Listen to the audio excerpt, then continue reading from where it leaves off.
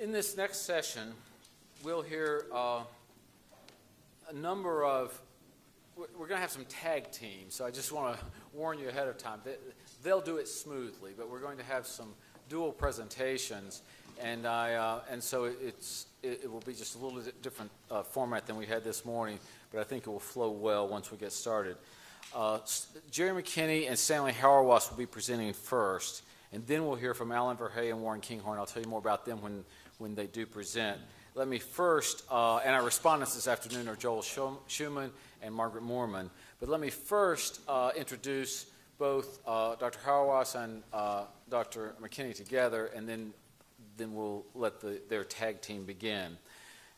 Jerry McKinney is the Walter Professor of Christian Ethics and Theology at the University of Notre Dame, where he teaches and conducts research in theological ethics and the ethics of biotechnology. He's the author of To Relieve the Human Condition. By the way, let me put a plug in. This is one we all need to read. A thoughtful analysis of the use of medicine and biotechnology in contemporary American culture, and he is co-editor of Theological Analyses of the Clinical Encounter. His recent research in theological ethics focuses on the problem of the relation of grace to morality, and in that vein, he recently wrote a book on Karl Barth's moral theology titled The Analogy of Grace. Perhaps most importantly from Farr's perspective, Jerry is an alumnus of the University of Chicago Divinity School, and we corporately are delighted for him to be welcomed back to the University of Chicago, and it's a privilege to have Jerry here, and I really, my plug for To Relieve the Human Condition is not just a side plug. It really is a formative book and was very important in my own evolution. Dr. Hauerwas, on the other hand, is well, I shouldn't even. I don't know where I put it, so I'll just introduce him off the cuff. Stanley Hauerwas is the Gilbert Rowe Professor of Theological Ethics at Duke Divinity School. Has been there for a number of years and really has anchored much of the work there of the last 25 years. Stanley is well known in many circles, having been, what year was it you were the Time Theologian of the Year, Stanley?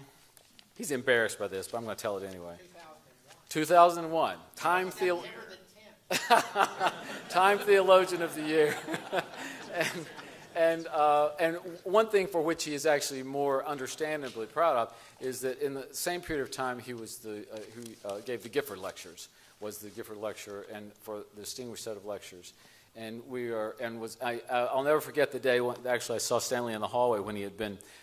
He's not fazed by many things. He really, it's like, okay, the Pope's coming to see. Oh, that's all right, or whatever. He's not. But the day he got notification of the Gifford Lectures, he was an excited young man. So he was truly pleased, and I don't blame him. It was understandable that he would be. The truth is that he's written more books than I can count, but I will name two, The Peaceable Kingdom and Suffering Presence, as two very different ones in many ways, but important for what they have offered to the community of conversation through the years. Particularly relevant for us today is his book, Suffering Presence, which I think many of you would have familiarity with.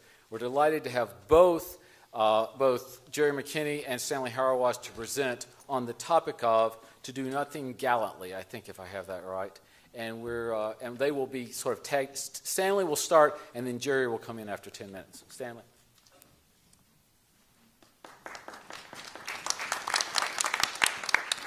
Thank you, Keith. One of the great possibilities offered through the participation in the seminar was we discovered that we would like to work together. And so Jerry and I, being both Barthians, thought we could write together in a way that would make us more than we otherwise could be. And so it's a great pleasure to be able to do this with Jerry. It's also the case that the Episcopal Church is, of course, the receiver of all those Christians who are dissatisfied from where they currently belong.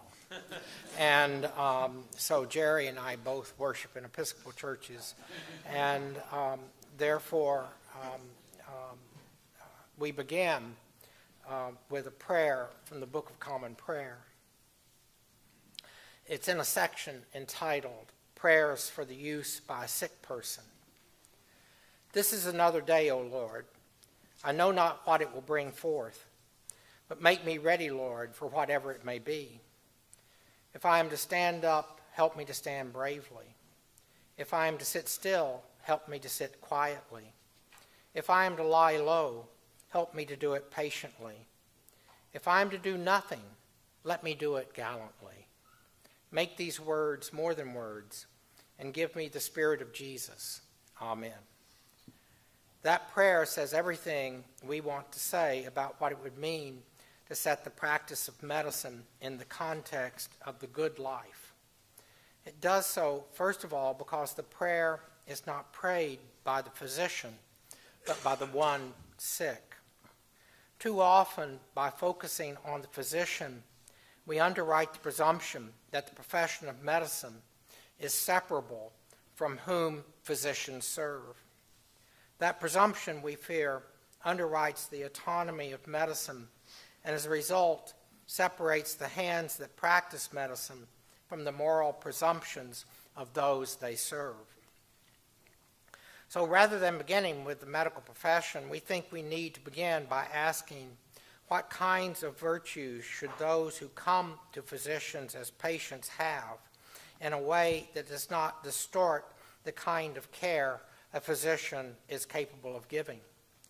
This prayer provides a list of the virtues we think are crucial to patients. It begins by indicating that the patient will be surprised by what the day brings. The surprise may be positive or negative. Accordingly, the patient is not expected to act, but be willing to sit quietly. This will require patience, and even more, the patient must be asked to do nothing, but to do it gallantly. Finally, this prayer clearly acknowledges that in praying, we may not be able to believe the words we are praying, so we will need the Spirit to make the words we say true. To prepare physicians to serve people who can pray such a prayer, we suspect is the condition necessary if physicians are to be trained to talk with patients in a truthful manner. Where we take one of the great problems we confront is the lack of communication between physician and patient. The lack of communication is often because the patient and the physician share no common linguistic world.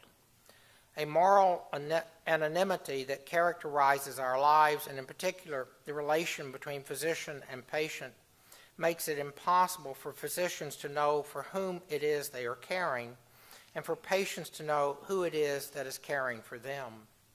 The result is that the physician and the patient are locked in a desperate embrace to defeat death.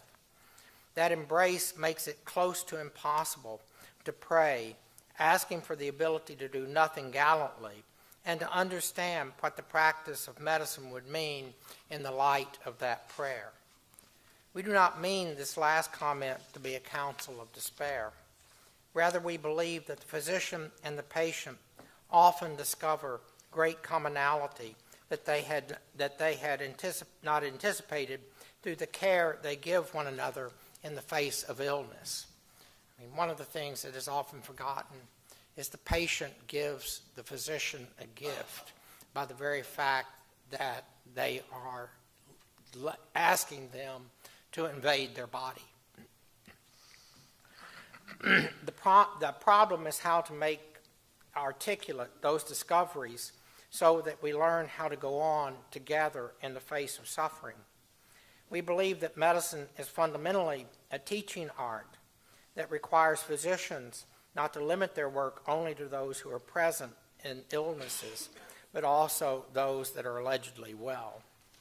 Now, this sets up what we then discuss in terms that medicine is fundamentally a matter of communication between doctor and patient, and that cure is part and parcel, or at least the care of patients is part and parcel of the sharing of a common speech. And the loss of common speech, that is, that physicians always have known things that patients did not know, but there were habits that they shared in common that allowed communication to happen. The story of modern medicine, however, has been very much the substitute increasingly for the breakdown of such communication through the development of technologies in which make it hard even for physicians to talk to one another, but also in particular for physicians and patients to share a common world.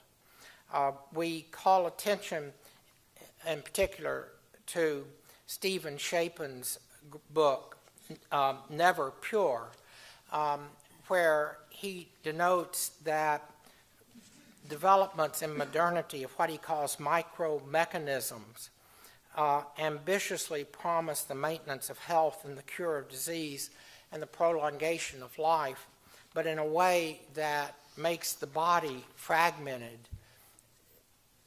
robbing us of the possibility of how the body itself is an invitation to share a common world.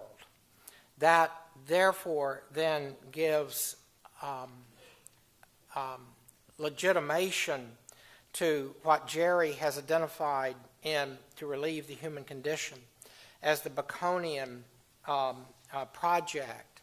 That is, my way of putting it is that so much of patient and physician alike are now engaged in the common project of trying to get out of life alive. And that this, as a matter of fact, is deeply distorting both for physician and patient, for how we have an appropriate understanding of the kind of care that good patients should ask of good physicians.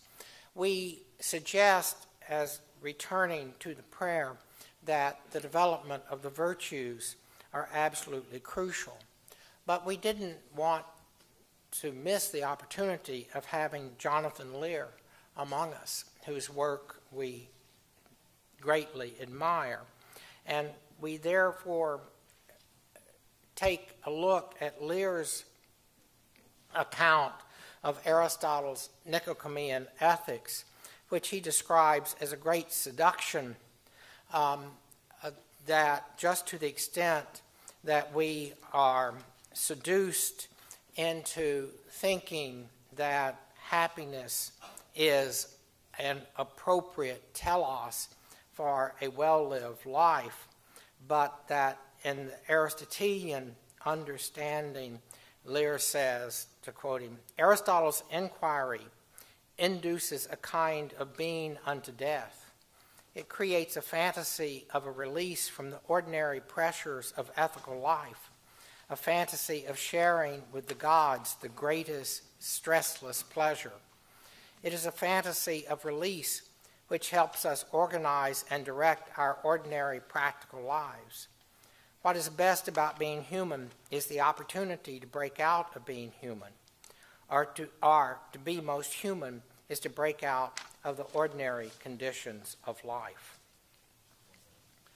We think what is so interesting about Lear's challenge in that regard is how illness is rightly understood as a disruption of that project, and in particular how Lear's work in Radical Hope, just proposing plenty-coup to Sitting Bull as two ways to respond to extraordinary disruptions of a whole people's life, is paradigmatic of what we, as what Jerry and I want to develop as part of a kind of a common vocabulary for how we understand the theological language working to name disruptions in a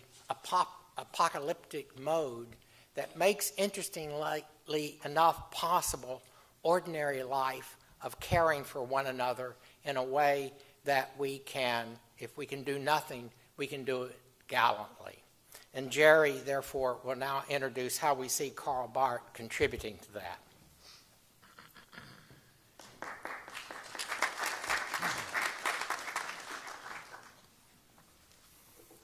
I want to begin first by thanking Stanley for inviting me to write this paper with him. And I sometimes felt that we were in that strange John Woo film Face Off, where the Travolta character and the Cage character literally switch physical identities, and it's Travolta being Cage and Cage being Travolta. So I don't know. I felt like I was being Hauerwas, and for a University of Chicago Divinity School graduate, it was a disruptive and somewhat transcendent experience. But what I realized, and have realized now for a number of years, is that I have for many, many years been deeply influenced by Stanley. I also want to thank Far Curlin for the conversations that led up to this paper and made it possible.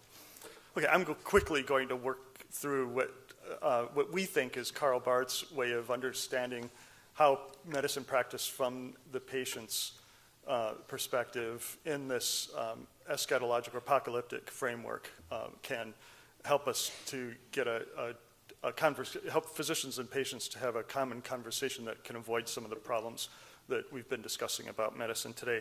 So Barth begins by telling us that we shouldn't think of health in terms of physiological and psychological functions, that is, as the absence of pathology.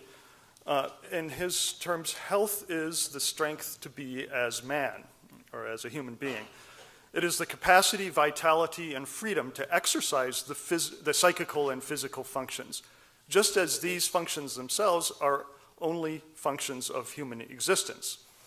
So health is a state, but it's a state in which we actively exercise our functions. Respect for life in this context, for Barth, thus takes the form of what he calls the will to be healthy. Sickness hinders the exercise of those functions, and so it has a negative impact on the strength to be human. But it is not the negation of health, since the strength to be human can also be the strength and therefore the health of the sick person. Thus, even those who are seriously ill can and should, Barth thinks, will to be healthy, though without any illusions about their condition. By the same token, a person whose physiological and psychological functions are free of pathology may lack the strength to be human, and therefore be, in that sense, sick. In short, for Barth, health is inseparable from our physiological and psychological functioning, but it is not reducible to that functioning. This conception of health is obviously elusive, falling somewhere between physiology and agency, but it is not unfamiliar. Doctors and family members both understand what it means to say, for example, she's still fighting, even when her prognosis is bad, or that he's given up, even when objective indicators show no deterioration in his condition. But Barth's major point in this discussion about health is to get us to see the whole order of physiological and psychological functioning as something to be brought into the domain of our activity, something for which we are called to take explicit responsibility. So it is no surprise that when it is a question of what the will to health concretely requires us to do, he readily commends hygienics, that is, the measures one takes on one's own to maintain one's physical and psychical well-being and prevent disease. So the second point, that first one is health from the patient's perspective. What is the place of the physician from this patient's perspective? If health is a matter of our own active responsibility, what can we say about turning to the physician to promote or restore it? Barth raises this question in an interesting way.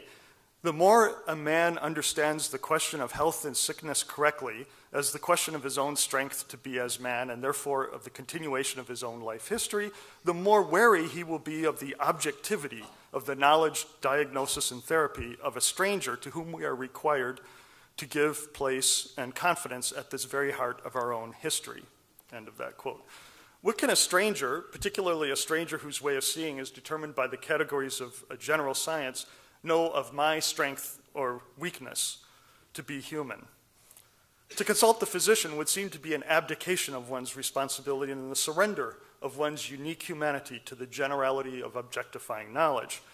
However, Barth thinks that the refusal to consult the physician rests on a misunderstanding, one that he thinks is more prevalent among patients than doctors. Another reason to start with the question about medicine from patients' side. The misunderstanding has to do with the limits of medicine. As he puts it, there exists a medical, and especially in our own day, a psychological totalitarianism and imperialism, which would have it that the doctor is the one who really heals. But this is a mistake, because the strength to be human is something which each can only will, desire, and strive for, but not procure nor attain of himself. What medicine can legitimately do, however, is to assist the strength to be human by giving free play and removing the obstacles to the will for real health through the application of the physician's knowledge of the physiological and psychological functions. The physician has no power or authority over health as such, but does have knowledge of and authority over the psychical and physical conditions that affect health, for better or worse. So it's a very modest but real position for the role for the physician. It is important to recognize that Barth here rejects the familiar humanist critique of the practice of medicine, namely that medical knowledge and intervention objectify the patient, annihilating the irreducible particularity of her illness as part of her life story. He rightly reminds us that medicine, when practiced well, is the application of general knowledge to the patient in her singularity. The problem instead is that we are tempted to expect medicine to do too much. Taken with the promise of control over the body, we look to medicine to deliver us from the vexing struggle with the possibilities and limitations of our corporeal existence, to absolve us of the obligation to affirm our life in its full and unique humanity, whatever our physical or psychological condition. The result of looking in this way to medicine to secure our humanity in the face of threats to it is that we are likely to distort the benefits that medicine really can offer. What are those benefits? I'm just quickly going to list them here for the sake of time. Barth, the benefits are pedagogical. Medicine can tell us about the limits within which we can will to be healthy. There's a curative function, but he thinks it's a rather modest function, taking everything into consideration. And finally, palliative care. In these modest yet profound ways, the physician serves the will to be healthy, assisting without replacing the struggle to affirm our corporal life under all its conditions. But having done this to the best of his ability, Barth says, he should withdraw. He has no power in the crucial issue of the strength or weakness of the patient to be as man. Okay, now to turn to finally the third and final part of the paper, the eschatological framework. So what do we actually will when we will to be healthy? Drawing broadly on Scripture, Barth argues that sickness is a forerunner and messenger of death, and indeed of death as the judgment of God and the merited subjection of man to the power of nothingness in virtue of his sin. Sickness is thus an element and sign of the chaos threatening creation, as well as the judgment of God. But if this is so, then shouldn't we just let the chaos take its course and succumb to sickness in pious resignation? Barth's answer to this question is no, we should not, because in fact it would be a theological mistake. The power of chaos is opposed by God, who has already defeated it and exercised judgment in Christ, making possible and necessary our hatred of sickness and death. So as powerful as sickness remains, the command of God to live always remains in effect. And those who struggle against sickness are obediently healthy by the very fact that they struggle. At the same time, Barth says, health, like life in general, is not an eternal but a temporal and therefore a limited possession. For Barth, this limitation is an expression of the goodness of God, and I want to just read a quote from him because I think it captures what's really at stake for him here. Just because it is limited, it is a kind of natural and normal confirmation of the fact that by God's free grace, man may live through him and for him with the commission to be as man in accordance with the measure of his strength and powers, but not under the intolerable destiny of having to give sense, duration, and completeness to his existence by his own exertion and achievements. And this is crucial for Barth, that this sense that he thinks we modern people have, that we're under the destiny of having to give sense, duration, and completion to our existence by our own powers. This is what, for him, is especially expressed in all of the excesses of medicine that we think about when we think of the problems facing us. So the temporal limit of life for Barth indicates the limit to our responsibility. As we live in and by God's grace, it is not up to us to make our lives complete, self-sufficient, and whole by our own power and exertion, making them a substitute for the eternal life that, like our temporal life, is God's gift. So there's a limit to what is demanded of human beings, and the temporal limit of human life reminds us of this truth. Thus, Barth asks, and this is where I think what we are saying here becomes controversial, and we're going to leave you with this controversial point so we can maybe discuss it later. Barth asks, what if sickness is not only the forerunner and messenger of death and judgment, but also concealed under this alien form, the forerunner and messenger of the eternal life which God has allotted and promised to the one who is graciously preserved and guided by him within the confines of his time? It is significant that Barth poses this as a question, for there is no question of giving up the will for health in the fight against sickness. However, if this fight is to be fought rightly, and finally, it will not exclude but include patience. Insofar as it remains present, sickness will have to be borne. That it can be borne is made possible by the recognition that even in sickness we are being drawn to God. Accordingly, illness and pain can be, indeed they must be, borne in joy. So this is, I think, the controversial point. Barth holds that because of this release that we have from having to secure our own lives and the meaning of our own lives, that something that challenges that can be a concealed form of God's grace. So I'm just going to close by raising what might be a suspicion here and then responding to it. For Nietzsche, of course, all Barth, or rather God, has done is seduced us into affirming life by giving a meaning to our suffering.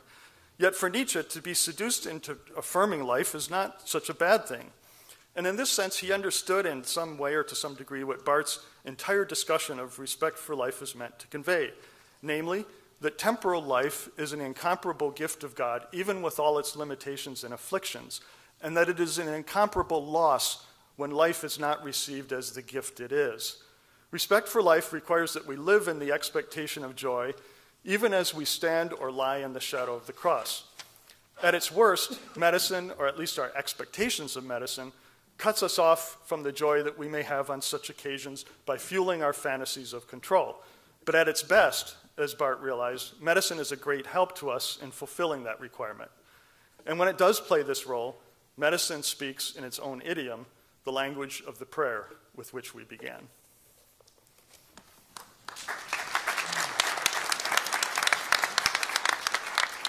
Okay, thank you very much, Jerry and Stanley.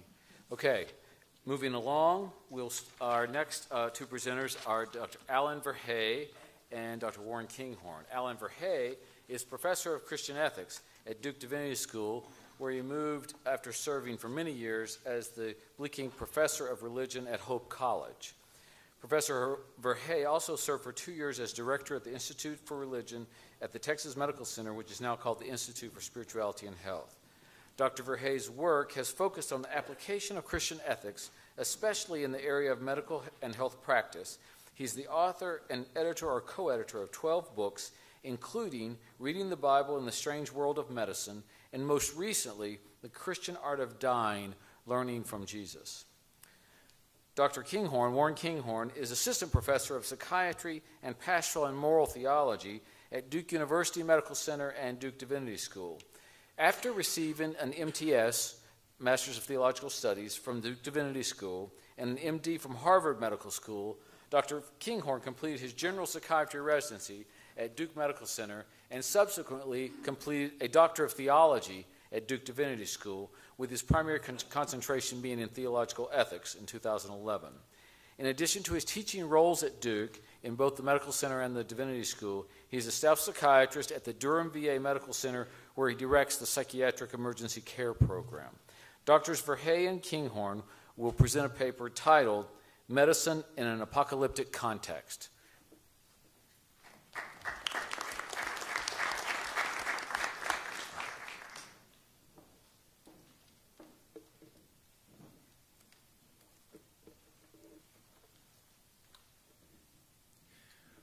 What would it mean rightly to set the practice of medicine in the context of a good life? This is, we believe, an excellent question, though it's not the sort of question which is often asked within the contemporary medical literature or even within contemporary bioethics. It's a question which looks beyond the moral minimalism of universal principles and invites much more robust and self-involving descriptions of the good life, descriptions which, in a culture of moral and religious diversity, will reflect the deep particularity of the cultures, traditions, and communities which have formed us. We approach this question as Christian scholars, and in this paper we invite readers and listeners of all persuasions to imagine with us how a Christian understanding of apocalyptic might properly situate medical technology and medical practice, not only within individual good life, but within a good but broken creation which longs for God's good future. Our project here is markedly different, as will soon be clear, from the way that the medical literature often engages the subject of religion and spirituality. The past 30 years have witnessed a great deal of increasing attention to religion and health, or to spirituality and health, and many recent empirical articles have examined the effect of religious and spiritual belief and practice on various health-related outcomes. Other articles and books have treated spirituality and/or religious identity as an aspect of patients' lives which deserves and demands clinical attention. We honor the importance of this work, but it's not our work here. Much of this work treats spirituality as a universal human attribute, knowable and known prior to any interpretation within a concrete religious tradition. And although we honor the refusal of biological reductionism embodied in this view, we do not believe that any tradition-free articulation of either religion or spirituality is possible. Second, much of this work situates religion and spirituality within the context of medical practice. Questions about religious affiliation and religious coping in this literature become checkboxes on the standard medical interview, and religion and spirituality join the wide set of variables which affect a person's response to illness. But the question before us today in this project is entirely different, with the foreground and background inverted. We're not asking today how religion and spirituality, even in its Christian forms, might be rightly set into the context of medical practice. Rather, we're asking how medicine might be rightly set into the imaginative context of what theologian Karl Barth called the strange new world within the Bible. The context we will describe here is, we admit, a strange world, even for those who think they know it well, and we don't presume everyone will feel at home in it or associate with it. But like Barth, we invite you to walk around in that world for a little while, to let it form your imagination a little while we attempt to set medicine in the context of that strange new world.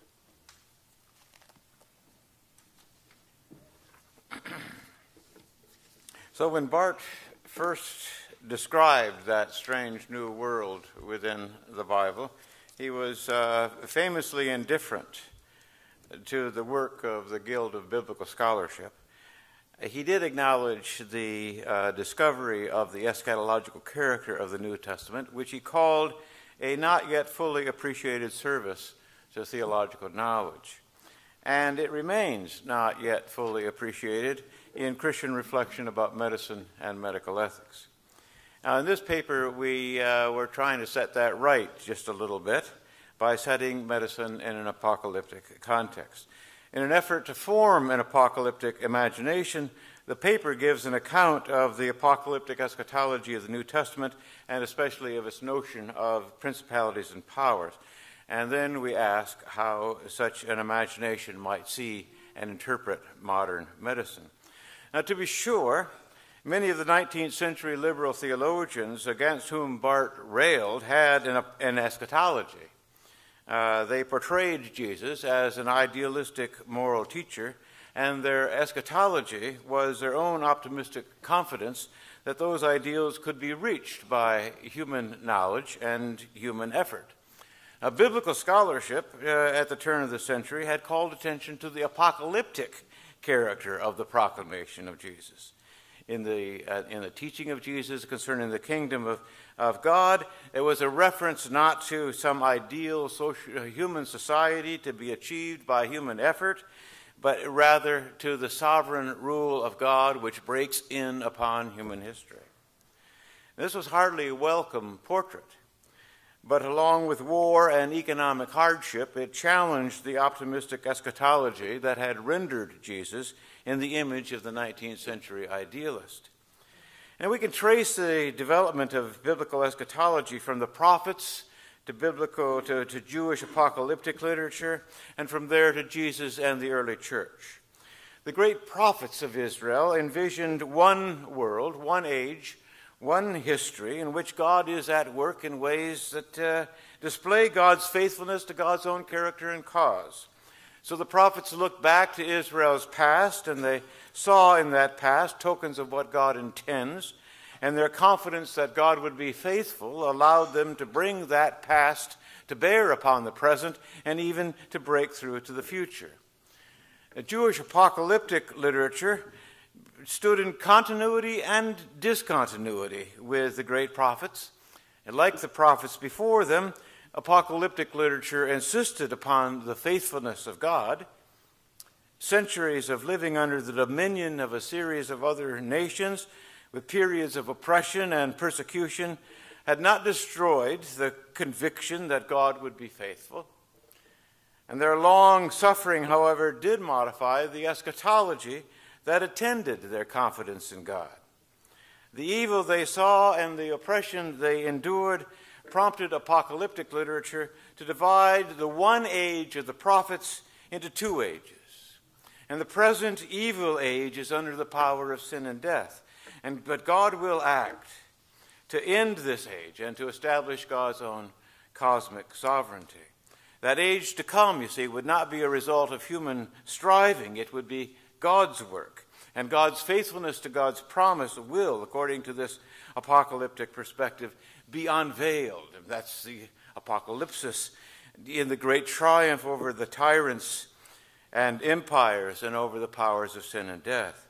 That triumph would be accompanied by cosmic signs, but the preeminent sign of God's victory over the powers of sin and death would be the resurrection of the dead.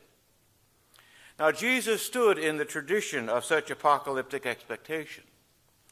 As a Jewish apocalyptic preacher, he came announcing that the kingdom of God, the age to come, was at hand, and that God was about to act to end the rule of sin and death and to establish God's good future. But Jesus also modified the apocalyptic expectation. For while the future remained future, it was also already breaking into the present. In his words of blessing and his works of healing, he proleptically unveiled that good future, making its power felt, making the future present. Now, the rulers of this age put this Jesus to death, but the New Testament fairly thunders with the audacious claim that God raised him up. And the resurrection of the crucified Jesus prompted one more revision of the apocalyptic tradition.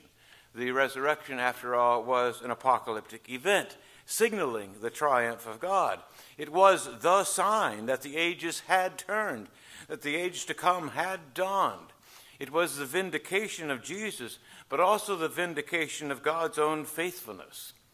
Faithfulness to Jesus and to God's promises and to God's people and to the cosmos. And such hilariously good news elicited responses of joy and hope, or in David Kelsey's felicitous expression, joyous hopefulness. In the apocalyptic eschatology of the New Testament, these two ages, this present evil age and the age to come, are not regarded as simply consecutive. They coexist for a time, but not peacefully, not happily. There are sovereignties in conflict. We are contending, the New Testament letter to the Ephesians says, not against flesh and blood, but against the principalities, against the powers, against the world rulers of this present darkness, against the spiritual hosts of wickedness in the heavenly places. Now, what are these principalities, these powers, these world rulers? Clearly, these are terms for spiritual beings, but they are no less clearly social and political terms, and they can be used quite straightforwardly to refer to human rulers and social structures and cosmic elements. They refer to realities at once spiritual and secular, at once visible and invisible. The modern distinction between the spiritual and the secular was not made in the first century. They are what the French sociologist Pierre Bourdieu might identify as, quote, that system of structuring dispositions, close quote, that are at once produced by the conditions of our existence and determinative for them. The powers are the structural and structuring realities of our natural and cultural and social and political existence. Such realities were no less crucial for them than they are for us, and no less mysterious for us than they were for them.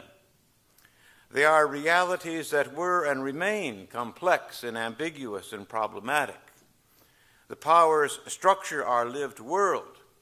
They shape the proximate context for human life. Now, Ephesians 6, which enlisted Christians in this struggle against the principalities and powers, evidently regarded them as demonic powers. But the powers were also regarded within the New Testament as part of the creation, as part of what God made and called good. And the powers were not demonic or antithetical to God in the beginning. The cosmic dualism of apocalyptic does not go all the way down. The powers were the underpinnings of creation and of a common life. God set them in place to hold the world together, to preserve it in God's love. The powers are still part of the good creation of God, still ministers of God, still intended for the good of the creation and of humanity, but they have been corrupted. And the New Testament suggests that we do not know the powers now or experience them now simply as God intended them to function. We know them now as corrupted and co-opted by the mysterious power of sin in the world. And so because of human sin, the political and economic and cultural structures that shape our social lives no longer consistently reflect God's wisdom and God's rule. They still structure the world, but humanity regards them now not as a part of God's creation, but as the gods of creation. In this demonic reversal, they, rather than God, are made the basis of our confidence and hope. They, rather than God, receive our loyalty and provide our identity and community. They are ascribed an ultimacy that is not their own. In humanity's revolt from God, the powers become the rulers of this age. They become tyrants. The powers then are part of the good creation of God, but co-opted and corrupted by the power of sin. But then the New Testament also affirms that God in Christ has disarmed the rulers and the authorities and made a public example of them, triumphing over them. The powers have been shown up as usurpers of God's power, unmasked as false gods, disclosed as desperate and unjust and hopeless pretenders to divine power. It is God who is God, not these powers. It is Christ who is Lord, not these powers. And disarmed and unmasked, the powers lose their tight-fisted hold on humanity. They're put in their place, denied their claims to ultimacy. The powers had been disarmed and unmasked, and therefore the early Christians could live and die in the confidence that neither the threats nor the promises of the powers could outreach the faithfulness of God. So they called these powers back to the service of God and to the cause of God. And the cause of God had itself been unveiled in the vindication of this Jesus. The cause of God is life, not death. It's human flourishing, including the flourishing that we call health. It's embodied integrity and peaceable difference in community, blessings upon the poor and humiliated. In the not yet character of our existence and of our medicine, part of what we know to be the cause of God can conflict with another part of what we know to be the cause of God. But by their practices and by their, including their medical practices, Christians are called to display the first fruits of God's good future in something like joyous hopefulness.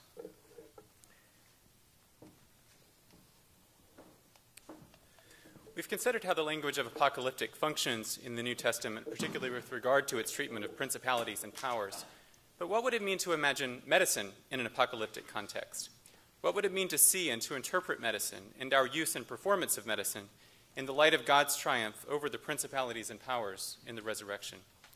With the recent exception of Joel Schumann, who we'll hear from in a few minutes, few have addressed these questions, though in his book Fabricated Man, the Christian theologian and pioneer bioethicist Paul Ramsey gestured toward this in a scathing critique of geneticist H.J. Mueller's advocacy of eugenic social planning as a means to avoid a, quote, genetic apocalypse. Ramsey criticized both Mueller's, quote, ultimate and unrelieved pessimism about the human genetic future, and also Mueller's tone of assertive or declaratory optimism that eugenics would lead to the salvation of humanity. Mueller hopes on in despair, Ramsey said, and then he went on to say, an Abraham of genetic science, if one should arise, would be one who, when all hope is gone, hopes on in faith, and who therefore need neither fear the problem nor trust the solution of it too much. We celebrate Ramsey's early attention to apocalyptic, but we believe that it is insufficiently attentive to the New Testament's witness to the resurrection as God's triumph over the powers. And this calls for a more nuanced account of the New Testament's treatment of powers. In this essay, and specifically, we distinguish between two types of powers. First, there are the powers which intrinsically threaten God's reign, powers which, according to the New Testament, will not be transformed, but rather destroyed in God's good future. Sin is the clearest example of this sort of power. God raised Jesus from the dead, not to redeem sin, but to vanquish it. The New Testament also identifies death as an enemy to be destroyed. And following the scriptural lead, we will affirm that death, understood as complete and permanent separation from God and from God's good things, is also a power which intrinsically threatens God's cause and reign. But we affirm also that death can be understood simply as mortality, as the simple fact that we will all die.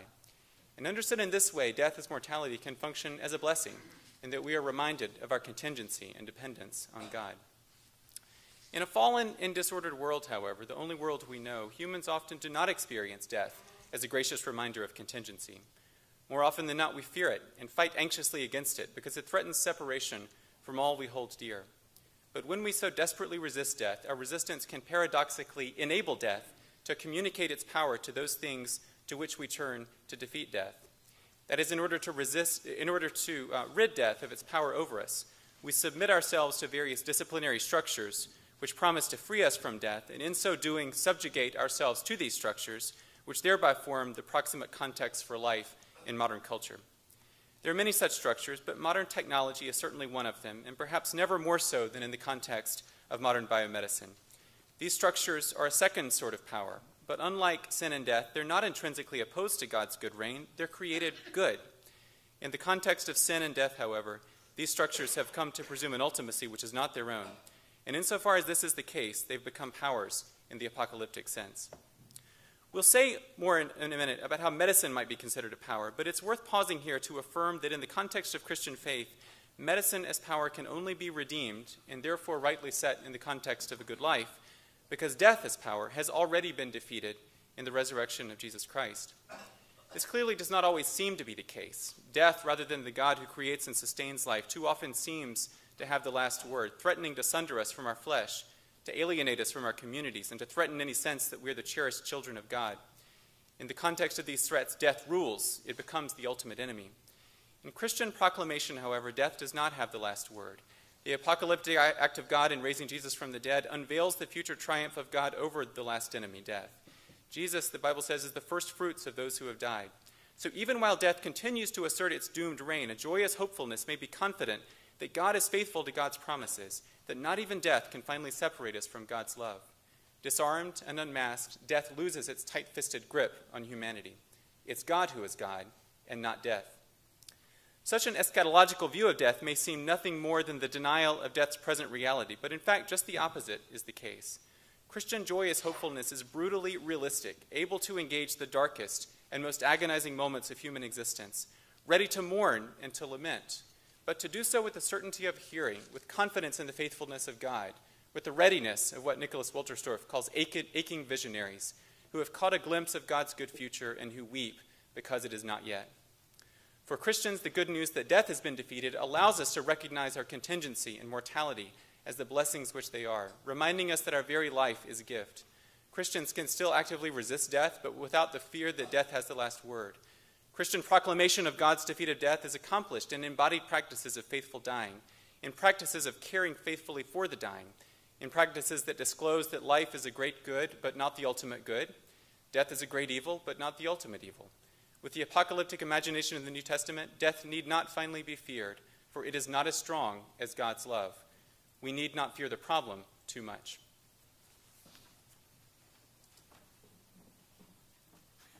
One minute. Yeah, okay. Let's say, so that we need not fear the problem too much. And now on medicine as a power, we need not trust the solution too much. That's where this part of the paper was intended to go. I think you're just going to have to read the paper to see what we want to say about modern medicine as a power. It's coherent with this notion that medicine is a gift of God the Creator, and it is a ministry which can serve God's creative purpose. It comports with what we said about the possibility of these powers being corrupted and co-opted by the power of sin, especially when they claim a kind of ultimacy which is not their own. So against that, it's important, if we're going to set medicine in the context of a good and faithful life, we will need to be attentive to the ways in which that kind of presumption can accompany medicine and be played out within medicine. And so part of the setting medicine in the context of a good life is to see how this power can also be affected by the redemptive power set in appropriate context, and so be of service to that variety of human goods which are also unveiled as a part of the cause of God by the resurrection. So revisiting once again that life is a good and not death. That human flourishing is a gift of God and the aim of God, and not including the human flourishing that we call health, and not human suffering. And that the account of lifting up the poor and the humiliated, the attention to the sick in Christ's solidarity with the suffering. All of that in ways that these things remain. These goods can come into conflict. There's no escaping ambiguity by means of this apocalyptic perspective. On the contrary, it allows us to endure something of the ambiguity of medical practice and of our own lives by hoping finally in the faithfulness of God. The final part of the paper, it attends to the proximate context of medicine. Medicine is always conducted in a context, and we attend to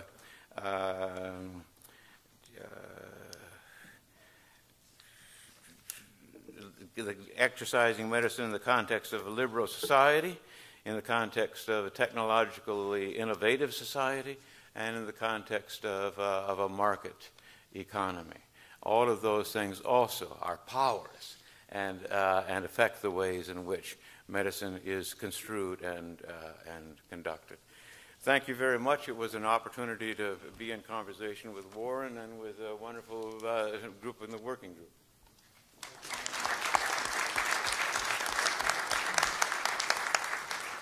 Thank you so much, Warren and Allen. Moving along quickly, we have two outstanding respondents.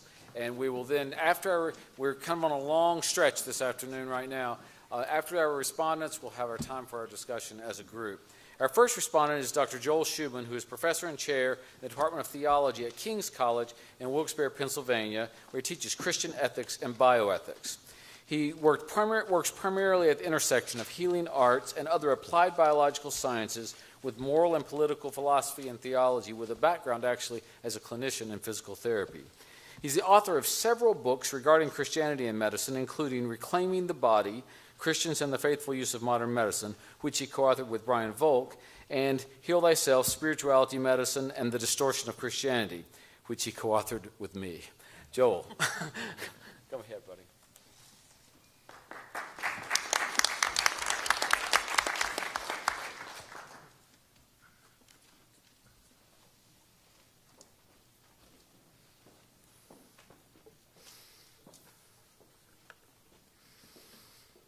Thank you, Keith.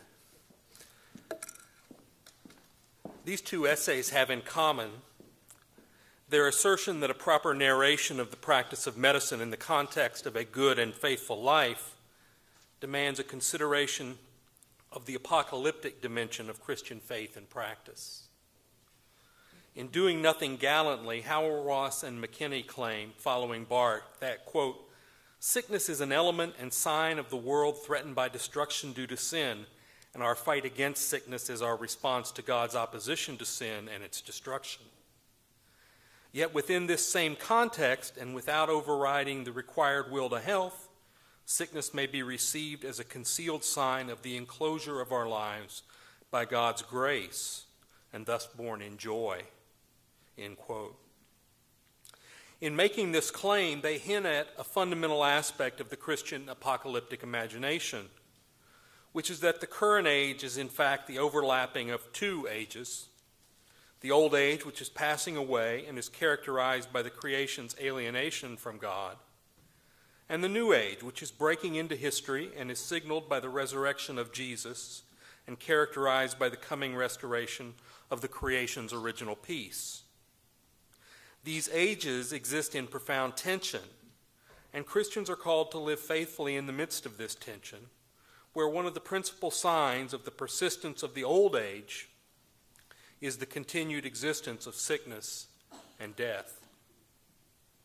In the midst of this tension, it is one task among others of the Christian community to form its members into persons capable of praying the prayer with which Hauerwas and McKinney begin their essay, which is to say, I take it, to form them into women and men capable of seeing sickness as something that is sometimes to be borne in joy. Yet this is no small matter, for the old age, in which seeing sickness as something to be borne in joy is contrary to some very basic instincts, is very much alive. Moreover, as Verhey and Kinghorn explain, one of the characteristics of that age is the persistence of the principalities and powers which continue actively to struggle against the reign of God in the world. What is more, they say, the institution of medicine itself may be counted among these powers. Quote, when medicine is assigned an ultimacy that belongs to God alone, it has been distorted by human sin, and it can hold us captive. Extravagant expectations of medicine can render it demonic, end quote. Christians must be prepared to engage medicine critically and to discern when its claims are idolatrous. Both of these essays, then, allude to the need for a particular kind of community, one capable of training its members to discern when and how to marshal medicine in the fight against illness, and when and how to see illness as a concealed sign of the enclosure of life by grace, neither possibility of which may be excluded by the other. What does this discernment look like? Under what kind of circumstances might the Christian community refuse to give its members over to the institution of medicine? Does the Christian community have or need to have a strategy for resisting and redeeming the power of medicine? And perhaps most importantly, what does it mean for the Christian physician to be at once a member of God's new creation and at the same time a representative of the powers? Hauerwas and McKinney note that these things are matters of casuistry, and that insofar as this is the case, these questions elude easy answers. But this does not mean that nothing at all can be said. In what follows, I want to suggest that the notion of membership might play a key role in a community's discernment about how best to use medicine in the pursuit of good and faithful lives. In a brief aphoristic essay entitled Healing, Wendell writes, "The grace that is the health of creatures can only be held in common. In healing, the scattered members come together." Elsewhere, Berry says that health is not just the sense of completeness in ourselves, but also is the sense of belonging to others and our place. It is an unconscious awareness of community. It is community, Berry argues, that is the smallest unit of health, such that to speak of the health of an isolated individual is a contradiction in terms. Health, put simply, is a matter of membership. To adapt Barth's idiom, we can say that health is the strength to be as man, and to be as man, that is, to be as a human person, is to be as a member of a community. These are at their core theological claims, with connections to some of the most ancient strands of Christian tradition. It is not just that health and holy share a common linguistic root. Rather, Christian tradition going back to Scripture affirms that salvation is a matter of being gathered together and united, not just to Christ, but to all those with whom one shares a baptism, and ultimately to all of creation. Sin, in this view, is the alienations of persons from God, from each other, and from creation, while salvation is the gathering together of scattered individuals and the healing of enmity among them. God is at work in human history, gathering a people to God's self, overcoming the effects of sin. As Henri de Lubac says, whereas God is working continually in the world to the effect that all should come together into unity, by this sin that is the work of man, the one nature was shattered into 1,000 pieces, and humanity, which ought to constitute a harmonious whole, in which mine and thine would be no contradiction, is turned into a multitude of individuals as numerous as the sand of the seashore, all of whom show violently discordant inclinations. God is at work gathering a people whose life together is an icon of the coming restored creation, meaning that the creation of the church is an eschatological event. And here we have a clue about the place medicine should have in the context of a good and faithful life.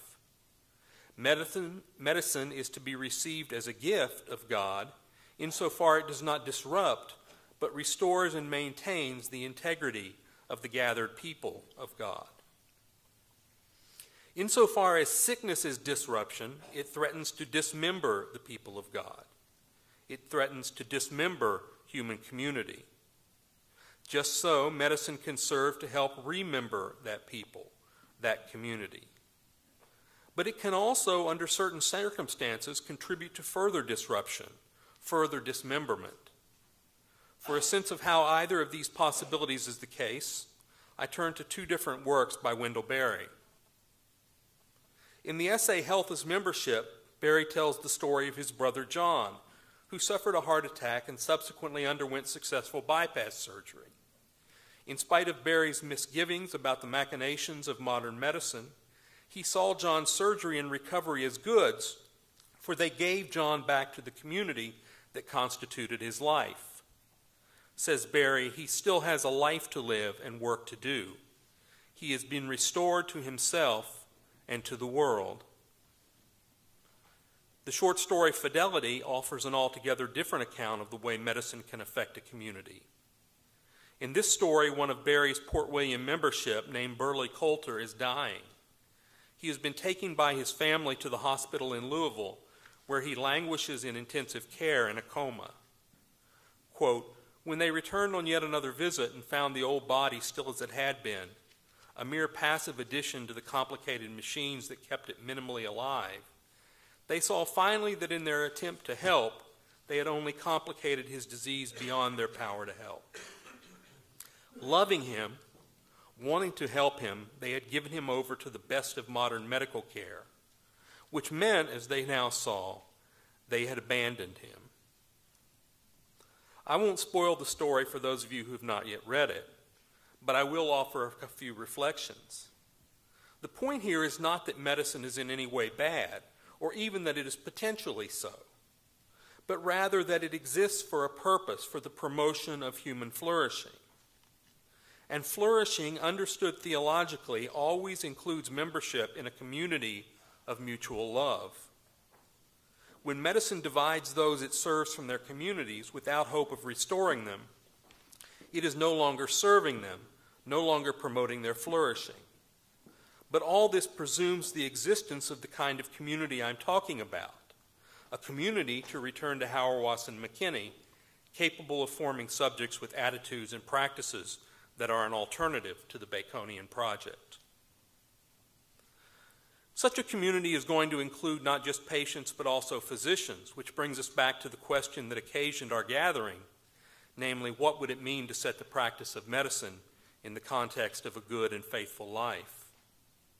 According to Hauerwas and McKinney, it would mean that patient and physician share a moral language that serves as a hedge against reducing the craft of medicine to, quote, a desperate embrace to defeat death, end quote. Such a language typically flows from common membership in a community, but it can also show up in surprising places. Several years ago, my father fell and fractured his femur. He had significant heart disease and was in failing health, and when he was transported to the nearest critical care facility, he was too sick for surgery to repair his leg. He was in end-stage heart failure, and in spite of the best efforts of the physicians and nurses in the CCU, he wasn't getting better. His physicians repeatedly used the word fragile to describe his health, and over the course of the next 24 hours or so, we began to get the message. He was dying, and the interventions with which he was being treated were only prolonging his dying. In the meantime, we were separated from my father by his placement in the critical care unit. He was confused and disoriented, as so many patients in the critical care unit are, unable to communicate with us, and at times seemed to be on the verge of psychosis. My father's second night in intensive care was especially difficult, and the next day our family met with the physicians who were caring for him. Their prognosis was grim, and it provoked a conversation about how best to care for Dad in the final hours of his life. When we asked that they stop treating him aggressively and move him from the intensive care unit to a private room, they were compassionately responsive. The intensivist who was in charge of his care was grateful for our involvement. He told me, "In my position, there's always something else to do. The problem is with knowing what not to do."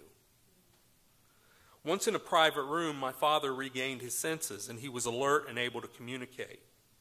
He was able to say what needed saying to his wife and children. He was fully restored to our membership, and we were able to be with him in his dying. I regard these as moral accomplishments, and I credit his physicians for making it possible for my father to have a good death. To this day, I remain in their debt. In all my storytelling, I'm suggesting that a robust ecclesiology is a key concern for the faithful practice of medicine, because a robust ecclesiology is requisite to the kind of good and faithful life that makes the faithful practice of medicine possible. Moreover, the Christian ecclesia, the Christian church, cannot exist except as an eschatological community, a community that trains its members to see the world apocalyptically, to see God at work in sickness and in health, gathering the creation to God's self and restoring its integrity. Thank you.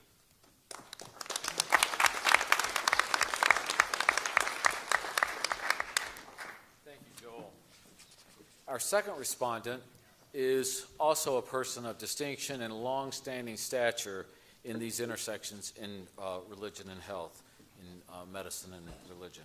Dr. Margaret Moorman is Emily Davey and Joseph S. Kornfeld Foundation Professor of Biomedical Ethics, Professor of Pediatrics and Medical Education, and Associate Professor of Religious Studies at the University of Virginia, where she directs the program in Biomedical Ethics in the Center for Biomedical Ethics and Humanities. Dr. Moorman is one of those very rare physicians who not only has PhD training in religion, but who has for years continued to teach and win numerous teaching awards in both the medical school and the Department of Religious Studies.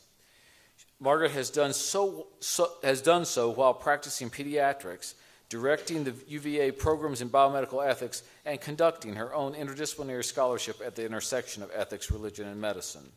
That scholarship has resulted in numerous publications, including 3 books I will highlight: Attending Children, A Doctor's Education, Medicine as Ministry, Reflections on Suffering, Ethics, and Hope, which I think is just one of the classics in the field, truly, and Pain, Seeking Understanding, Suffering, Medicine, and Faith. Dr. Moorman is eminently qualified to comment on what it would mean to set the practice of medicine in the context of a good and faithful life. We're delighted and privileged to have her with us today. Dr. Moorman.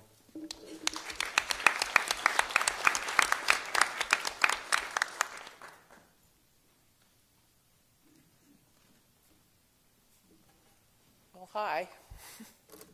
I'm glad it's my turn, especially since we got this accumulation of everything that's been said so far, and I feel like I've been sitting there scribbling on my notes because I feel like I'm going to be echoing everybody. So y'all can all go take a break now if you want to.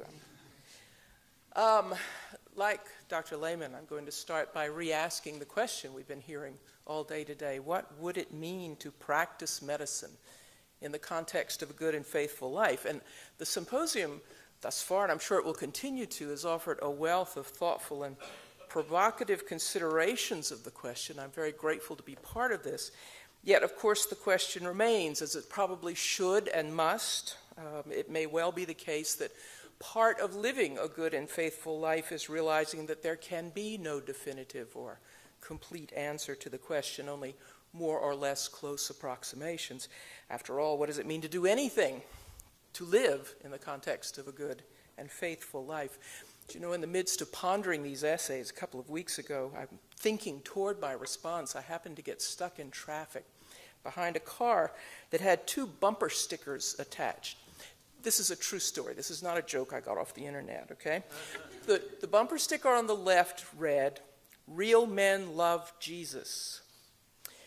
The one on the right said, "The more people I come across, the more I like my dog." Now, it may be that these two represent salvos in an ongoing theological argument between the couple who own the car, but I rather think they're more likely to represent some one person who is, shall we say, unclear on the concept. That the good and faithful life suggested by the first claim just doesn't seem quite to cohere with the proudly increasing alienation from neighbors that's alluded to in the second claim. So someone unclear on the concept, which is not to say that I am clear.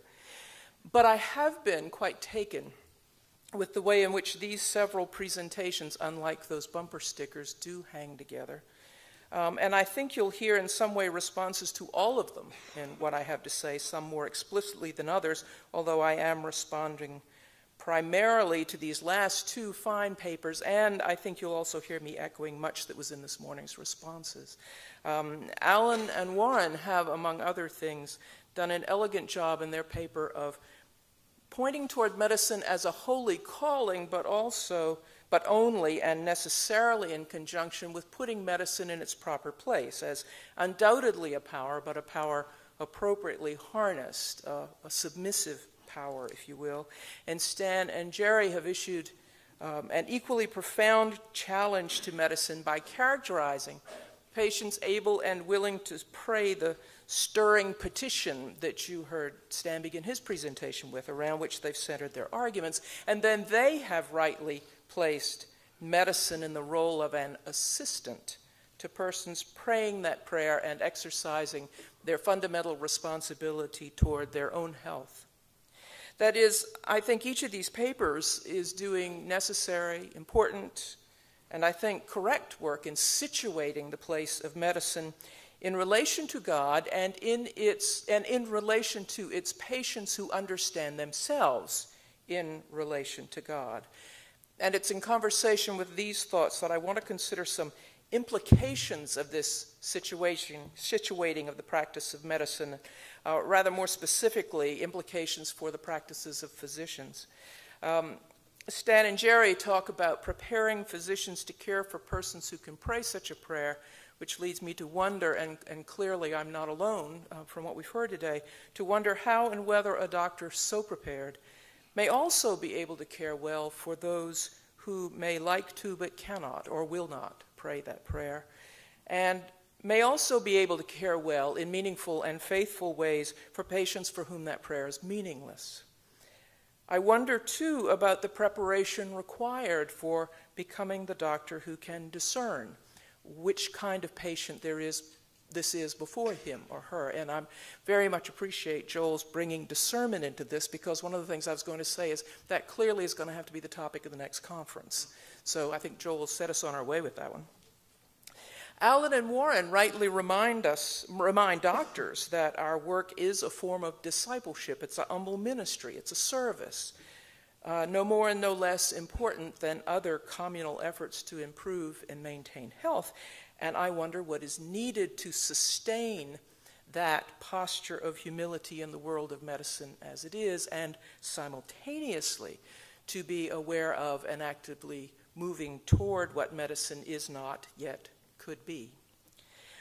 What each of these essays seems to me to be calling for is a certain kind of discipline for the discipline of medicine.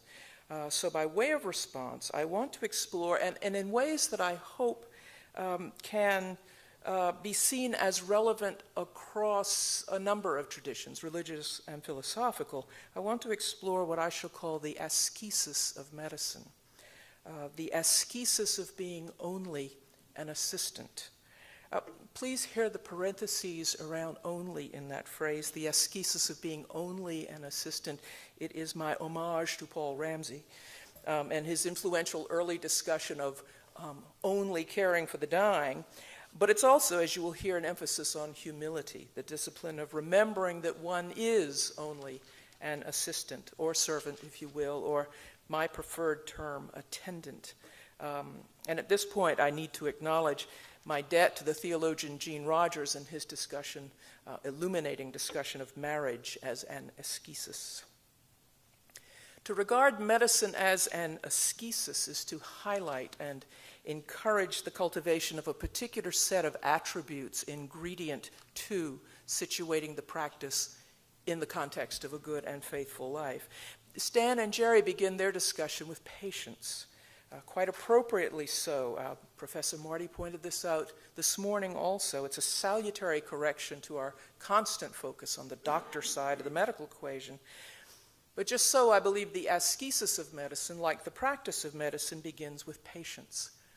And here I am relying on the spoken confusion between patience, TS, and patience, CE, because I mean both words, and in a number of ways.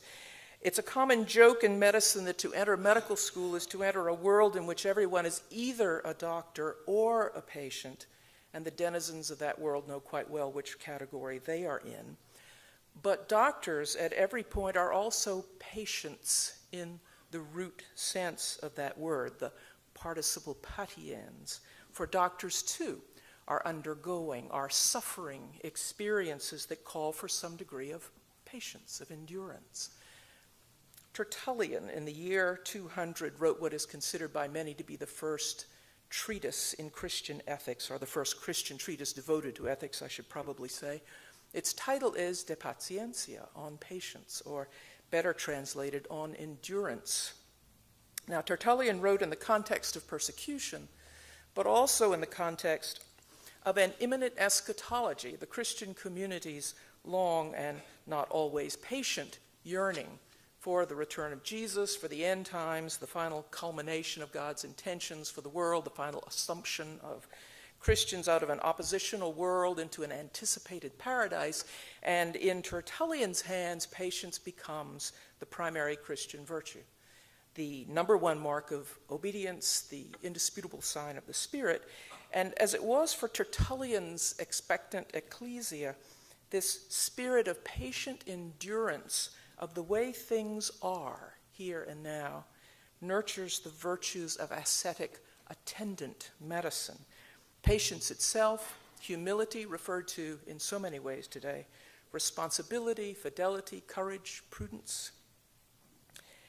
In regard to this matter of patience, I found myself, reading these essays, thinking about my response, I found myself repeatedly thinking particularly of the clinician's obligation to respond patiently, and probably most often silently, to the varieties of theologies expressed by religiously committed patients. As examples, in the practice of medicine, one encounters believers, Christian believers, whose insistence on having their seriously ill infant baptized has little, if anything, to do with the teachings of their own tradition, or whose view of their illness as deserved divine punishment has little, if any, connection to their tradition's understandings of theodicy. And if you have ever dipped into the literary genre of Christian pathographies, you'll have found lay theologies that rarely include any sense of God working in and through medicine and its practitioners, rarely any idea of the kind of discernment, again, the kind of discernment that the prayer that Stan and Jerry were talking about, that prayer requires, discerning whether this day I am to do nothing gallantly, or this day I am actually called to stand bravely and take that next round of chemo. But that the pathographies instead rely on God's direct miraculous intervention to overturn the prognoses offered by medicine.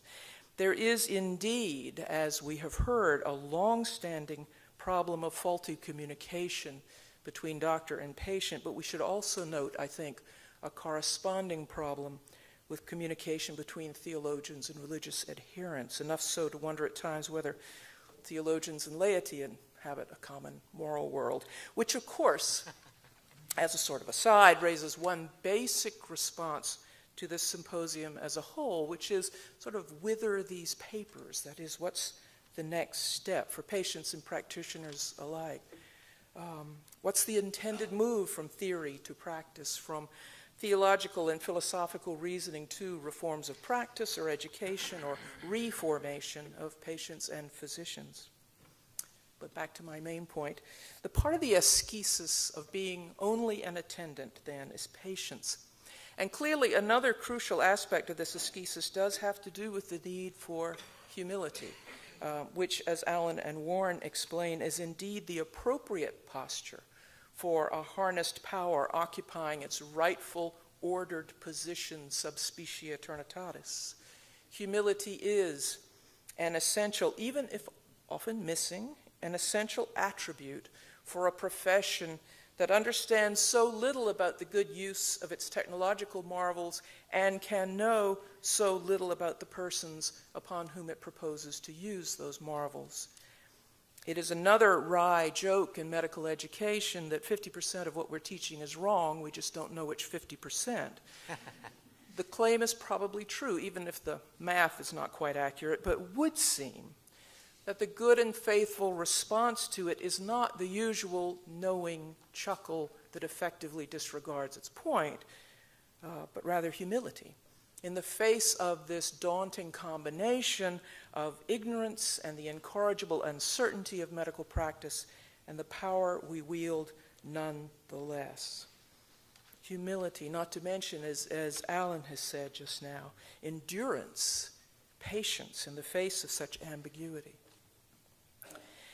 And if Farr is correct in his construal of the ironic moment, it would also seem that an ascesis of medicine, these practices of patience and humility, are also essential preparation for that awareness of the irony within which we practice and live. The ability to allow oneself to be called into question. The ability to enter the cloud of unknowing. For if I have understood Farr correctly, I think the discussion of irony has a lot of interesting and potentially fruitful resonances with Christian mystical practices. Okay? The ability to enter the cloud of unknowing requires disciplined preparation. Mystical experiences do not come to the unprepared. And especially preparation in the art of listening, of paying attention, the receptive arm of witness that Dan speaks about, which itself is an integral part of the practice of humility. And such a disciplined preparation, I would argue, not only allows the practitioner, as the mystics would say, to receive the illumination that fills one who has emptied herself of what she thinks she knows, but also enables her to return to the practice, ready and able to see in her daily encounters, in the mundane tasks of her work, that the not yet realized ideal of the practice is always already present, however partial and however masked. Patience and humility also encompass and nurture responsibility and fidelity, each of which makes possible appropriate decision and action. And in this matter of fidelity, We could spend a lot of time talking about conflicts raised by the many fidelity commitments of physicians. Farr alluded to some of them today. They are mentioned, some of them in the brochure even. I want only to note that any truly attentive and humble practice will embrace a multiplicity of fidelities, valid, compelling, non-demonic fidelities that are at stake in any medical encounter. These calls on practitioners' and patients' fidelity are, I think, better understood not as alternatives or competitors with religious commitment, but as constitutive, to varying degrees, of the one commitment to a good and faithful life. When a patient takes the needs of his family and his job and his finances and his personal desires into consideration in making a serious medical decision, we would not consider that deliberation to be ipso facto somehow unfaithful to or a deviation from that person's commitment to God, probably quite the opposite. And so too, when a physician weighs commitments to the patient's welfare and to public health concerns, the financial viability of the hospital, the future education of future doctors, and his or her own religious tenets, we can see that deliberation itself in recognition that all of these things matter in God's eyes. We can see that deliberation itself as a true expression of fidelity and not a violation of it. A physician with ironic awareness, it seems to me, can even see these conflicting commitments as a manifestation of the not yet breaking into the already and revealing something about medicine, both in its ideal form and in this day's instantiation of that ideal. For our medicine is not now the medicine of Hippocrates or Maimonides, or for that matter, Barth. The ongoing social construction of medicine is, at least in part, a valid manifestation of, at a minimum, the responsiveness that surely is a crucial facet of medicine's aspirational ideal. Patience and humility open us to ways in which the evolution of medical practice may be bringing it closer to its ideal, at least in some ways, rather than turning it in the opposite direction. And of course, as always, in these matters, discernment is key. The ascesis of being only an attendant for the ill calls all for the courage that enables one not to fear the problem too much, with thanks to Allen and Warren for reminding us of that felicitous phrasing by Paul Ramsey. It takes courage not only to overcome too much fear of the severity or the enigma of a patient's illness, but also to face down the paralyzing fear of unrelenting medical ignorance and uncertainty, as well as too much fear of the engulfing threats of technology, in order that the tools of medicine be used well and faithfully. And ascesis calls for the practical wisdom that reminds us that no apparent solution to any of these problems is to be trusted inordinately, whether the solution is chemotherapy and ventilators, or evidence-based practice, or narrative medicine, or theological reasoning. Right? In a good and faithful life, everything is partial and imperfect. Everything we think we know is caught in the ironic awareness of humans in relation to God. To everything, the ascetic learns to say, with Buber, this too is thou, neither is this thou. Paul, in his letter to the Romans, said that it is suffering, tribulation, that produces patience, and patience forms character, which Barth, since we invited him here this afternoon, which Barth defines as the particular form in which each is commanded to be. In Romans, the Latin translated as character is probatio. It's a word that has built into it the sense of testing, of being proved. So it connotes character as something demonstrable, not just something claimed, but something proven. And the proving, according to Paul, comes precisely from the troubles, from the tribulatio, that have called for patience, for endurance, out of which, as from a crucible, the necessary attributes of character are synthesized into the particular form that each is commanded to be. And perhaps in no other way is this development of the character of the physician, more important than in Paul's next step in this sequence, hope. Character, he says, produces hope. And it is, I think, this ascesis of being only an attendant, with its necessary dispositions and its essential periods of silence, of listening and waiting, that reveals an expanded sense of what may be and should be hoped for. Nicholas Christakis has well described the puny sense of hope. I don't think he uses that term, it's mine, the puny sense of hope, that is all many physicians have to work with, such that they are left claiming that their failure to give truthful prognoses to patients is actually required by the obligation that they not take away their patients' hope, as though longer disease-free life is the only option worth hoping for. But in contrast, a character formed by patience and humility in the doctor and in the patient can see an expansive and manifold hope. And in the same way, I think an ascesis of medicine can produce hope for the practice itself and its practitioners, the hope that the practice can indeed exist in a joyous hopefulness that comes once again to understand the discipline as a holy calling.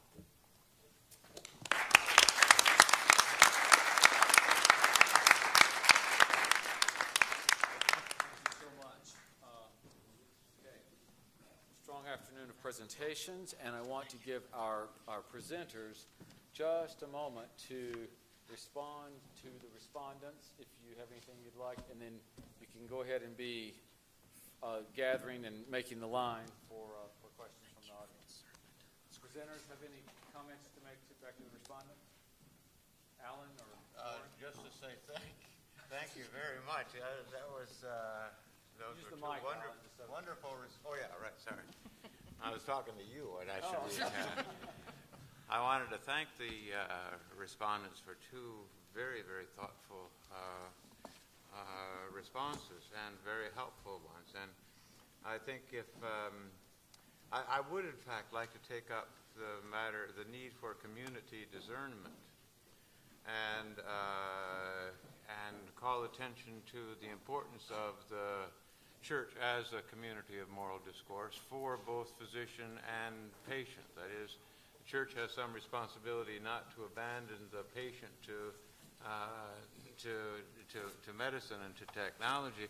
Also has some responsibility, too often overlooked, not to abandon the caregiver to the technology and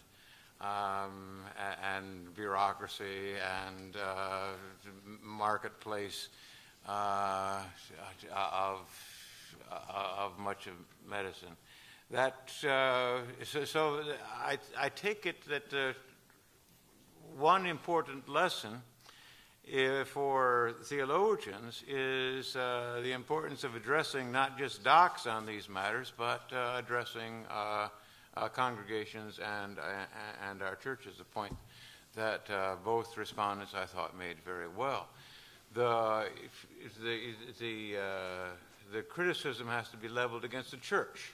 It strikes me that we have abandoned dying, for example, to medicine, and abandoned death to the funeral home. And we need, in a way, to take these matters back. Taking it back will, I think, require of us a certain kind of assertiveness to go along with humility. Theologians and a number of churches have, I think, lost some confidence that we can talk publicly and well about theological matters, that it makes some sense to say that there's good theology and bad theology, and that some ways in which we solicit praying for a miracle are bad theology. As Elliot Dorff was saying earlier today. So there's work to be done, and there's work to be done in our communities of faith, as well as in medicine. The other thing that just interested me a lot was Margaret's point about how the irony is all over. And one could ask, I suppose. Is there a prayer among all these prayers? There's surely a left side and a right side to praying. And it strikes me that if we need a kind of ironic recognition of that gap in medicine, we also need a kind of recognition, a kind of stunning stopper of a recognition with respect to that gap when we pray. Just thank you very much. This was wonderful. Thank you, Al. And Stanley and Jerry, any comments you guys would want to make sort of before we open it? I was, Get the mic. I thought I might respond quickly to Margaret's observation about the alienation between theologians and the everyday work of the church, because it's certainly there. And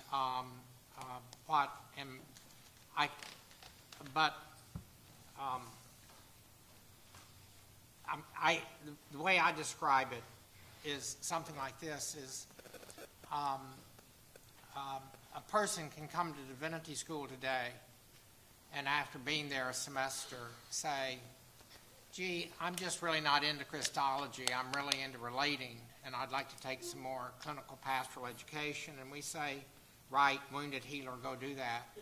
A kid can go to medical school and say after a semester, I'm just not really into anatomy, I'm really into relating. I'd like to take some more psychiatry. As they should. Right. And in medical school, they say, screw you, kid. We don't care what you're interested in or not. Take anatomy or ship out. Now, why is it that medicine is so much more an interesting moral formation today than people in divinity school? And I think the answer is very simple. No one believes an inadequately trained minister may damage their salvation, but people do believe an inadequately trained doctor can hurt them.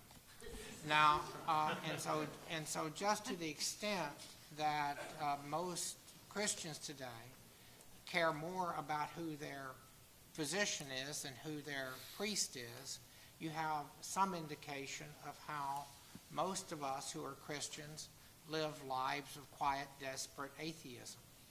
Now, and so the kind of analysis that we provide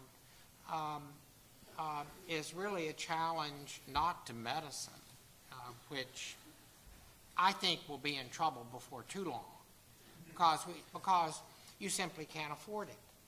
I mean, you're going to break apart on economics in modern medicine, it seems to me.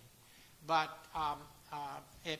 but in truth, I mean, the reason, of course, is that most people that claim to be Christian have their lives more determined by the needs medicine creates than the desire for God. And we've got a real problem. So it's not medicine that's our problem. It's that we haven't been very good at Christian formation. But if we get better at that, I think then there will be tensions arise more determinatively between the practice of medicine and the worship of God. Thank you, Stanley. Jerry, did you have a comment? You're probably tired of hearing us now, so I'm going to make just one brief comment after first thanking both Joel and Margaret for extraordinary responses from which I've learned a lot. Very insightful, both of them. I wanted to just, the one brief comment I want to make has to do with Margaret's first question, really, which is, what about people who can't pray that prayer? I'm not sure I can pray that prayer.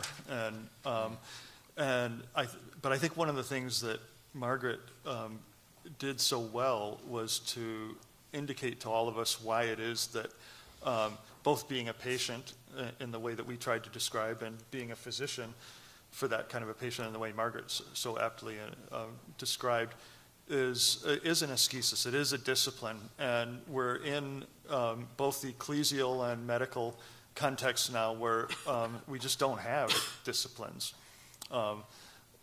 We are disciplined from exterior factors and so on. We treat those as external constraints on what we do, but we have no internal disciplines that make us capable of being able to be the kind of patient who could pray that prayer, or the kind of doctor whom Margaret described, who could truly be a physician to such a patient. So I just wanted to point that out and to emphasize that I think that we see this as not something that we or the church or another community other than Christians has attained at this point, precisely because we lack the kind of ascesis that Margaret is talking about. Thank you, Jerry. Warren, did you? I too want to thank the respondents for two really fantastic sets of thoughts. And I would echo, actually, Margaret's question that also has to do with what Joel said, that was something to the essence of how can caregivers, how can those who attend the sick be formed in a community that allows that to be sustained over time, and what kind of formation is necessary for that to happen. And that, I think, speaks very much to the question of discernment, and then also to the need for discernment within community. I think that's a fantastic question. It very much echoes what Stanley Hauerwas has argued many years ago. How can the church be a kind of community that allows Christians to be present with those that are sick, and conversely also how can those who are present with the sick continue to do that? I would say that that's a question for Christians to grapple with. Those of us within Christian communities often don't do a good job at formation within community, at allowing us to sustain presence with those that are sick. But it's not only a question for Christian communities. It's also, in a formal sense, a question for those in any other religious tradition, and for those maybe especially who are not a part of any specific religious tradition. The question still remains how to form those, how to form people so that they can be present day in and out with those that deeply suffer and are sick. And this gets to the question this morning. There was a lot of conversation about the virtues of professionalism. Professionalism seems to be one response internal to medicine and medical education to try to address the question of how can physicians continue to form ourselves to be present with those who suffer, even those who aren't sort of externally rewarding. And I think the central question about the worth of that project is the degree to which that is actually successful. Thank you, Warren. Incisive and thoughtful as always, Dr. King. Appreciate that. Well, thank you so much to our. Let's give a hand of applause to all of our presenters. Very nicely done. Questions for our panelists? Please remember, state your name and your context before your question. My name is Armand Antamaria. I'm a graduate of the University of Chicago Divinity School and a pediatric hospitalist and medical ethicist at the University of Utah.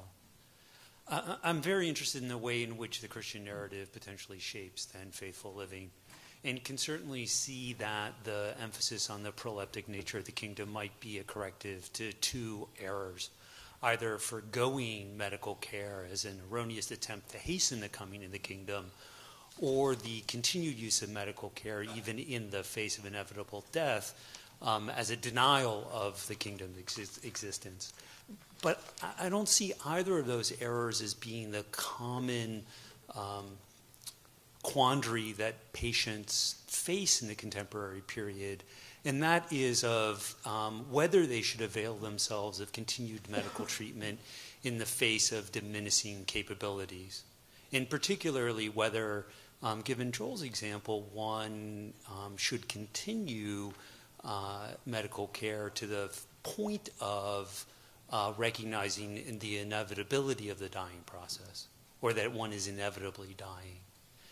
And I think that the appeal to the apocalyptic context doesn't help Christians trying to faithfully live facing those most common problems, and that it's only then the appeal to the effect of the continued use of medical care on other capabilities, either sociality and the participation in the church, or as Stanley gestured toward its economic impact in other sectors of society, that begin to help understand how to trade off continued life or health in the face of further progressive diminishment. Who'd like to respond? Anyone? Alan? Thank you. It's a very thoughtful question. And I surely do not want to say that as an apocalyptic perspective provides a clear answer to that kind of quandary. One of the things that I hoped was clear is that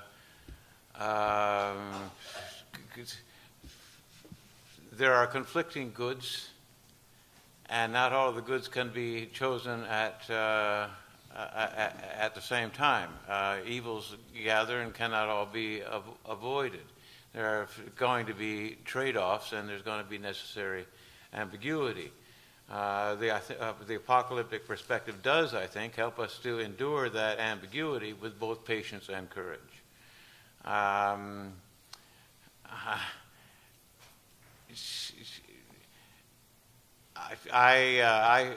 was assigned durable power of attorney for healthcare for my parents, and of course we had to have this conversation, obligatory conversation about, well, Mom, when do you want me to pull the plug? And so, and she said, of course, well, when I get to be a burden. And I almost said, well, you've been a burden to me. Glad you didn't, Alan. That was discerning on your part not to do that. And instead I said, no, Mom, I've been a burden to you for a very long time, so we're going to have to do better than that. And, of course, then we talked about some scenarios and about some diminishing capacities and the face of diminishing capacities. And as the conversation was over, and really I still didn't have a clear sense of when I was going to have permission to pull the plug and when not. And finally, my dad was also at the table there, and he said, well, look, Alan, don't worry about it. Talk with some other people, and then just make the best decision that you can. Now, that was a really quite remarkable gift, I thought, because he saw the burden that I was under with the necessity of making this decision and gave me permission, if you will, just to do the best I could with it, and that was going to be fine. Now, that strikes me as a kind of demonstration of a kind of trust in God's faithfulness that would even allow one to trust a son without a whole lot of medical knowledge or without a whole lot of common sense. I mean, even so, God is faithful. Thank you, Alan. Stanley, go ahead. Apocalyptic makes the everyday possible because the kingdom has come. We have all the time in the world to be patient with one another. And I think that is a way to start thinking about what it means to grow old. Because one of the developments that I think is clearly beginning to happen is aging is beginning to be understood as an illness. And I think that's an absolute disaster, that aging is beginning to be understood as an illness, of which medical intervention is therefore required to help us not be old. And I think exactly what apocalyptic means is you have the gift to grow old. It is a great gift to be able to have a life in which you can contemplate your death. And I think apocalyptic is about that, is learning to contemplate your death. And that we live today without ever contemplating our deaths, I think is one of the reasons that the hospital becomes a place of last resort, so to speak, about that. So I do think there are connections here that can be made. Good. Warren, did you have something? Just quickly, so Michael Baboni is here today, somewhere in the room, and with his team of people, he can speak for himself, but with his team of people in Boston, they've looked at the Coping with Cancer study and have shown in a couple of papers that in at least one sample in Boston, people who endorsed that they were supported by their external religious communities in end-of-life situations in an intensive care unit actually requested life-prolonging treatments at a somewhat higher rate than the rest of the sample, suggesting that there was something about external support in this mostly Christian sample that was actually resulted in more end-of-life care rather than less end-of-life care that likely just prolonged death. And I'd suggest that a Christian view of, an apocalyptic view of the reality of bodily resurrection can help to eliminate the kinds of conditions which would make that kind of choice to keep someone on a ventilator as long as possible less forceful from a theological perspective. So I think in that sense that kind of internal formation in apocalyptic could be helpful in that way. Thank you. Elliot. Elliot Dorff, American Jewish University. First, just Alan, along the lines as you were talking about, I've been on the ethics committee at UCLA Medical Center since 1985. And, of course, it's patient autonomy. That's the gold standard in America, right? Every once in a while, I turn to the other people on the ethics committee and say, you didn't give him what he wanted through the rest of his life, so why do you care now? Right? I think it's really, if you think about it, right? All right. Anyway, I'm coming from outside the Christian tradition, so I'm going to ask questions that are certainly not meant disrespectfully, but they're going to be very direct. Number one, what does it mean to do nothing gallantly? And number two, why should I? Right? If it means doing nothing gallantly, if it means courageously, stiff upper lip, all of that kind of stuff, why shouldn't I just scream my bloody head off? Okay? So that's my question to you. To you, my question is, why should I not commit suicide? Right? If the kingdom's coming and if I'm yearning, as you put it, I'm yearning for, the life after death, why not do it now? Okay, I'm sorry if they're too direct, but anyway. No. Okay. Jerry or Stanley, which one? Jerry? Go ahead. Well, to do nothing gallantly means to learn to live eloquently in a manner that a calmness and silence can surround our lives in a manner that elicits a confidence that in life and death, I'm God's child. I think that's what it means to do nothing gallant. So it's a value because? I'm sorry? It's a value because? In other words, it's good to do that because? It's good to do that because otherwise my life might be composed of a frantic busyness to ensure that I am not out of control. Uh-huh. But I am out of control. Right. And that's exactly the place that God wants you to be.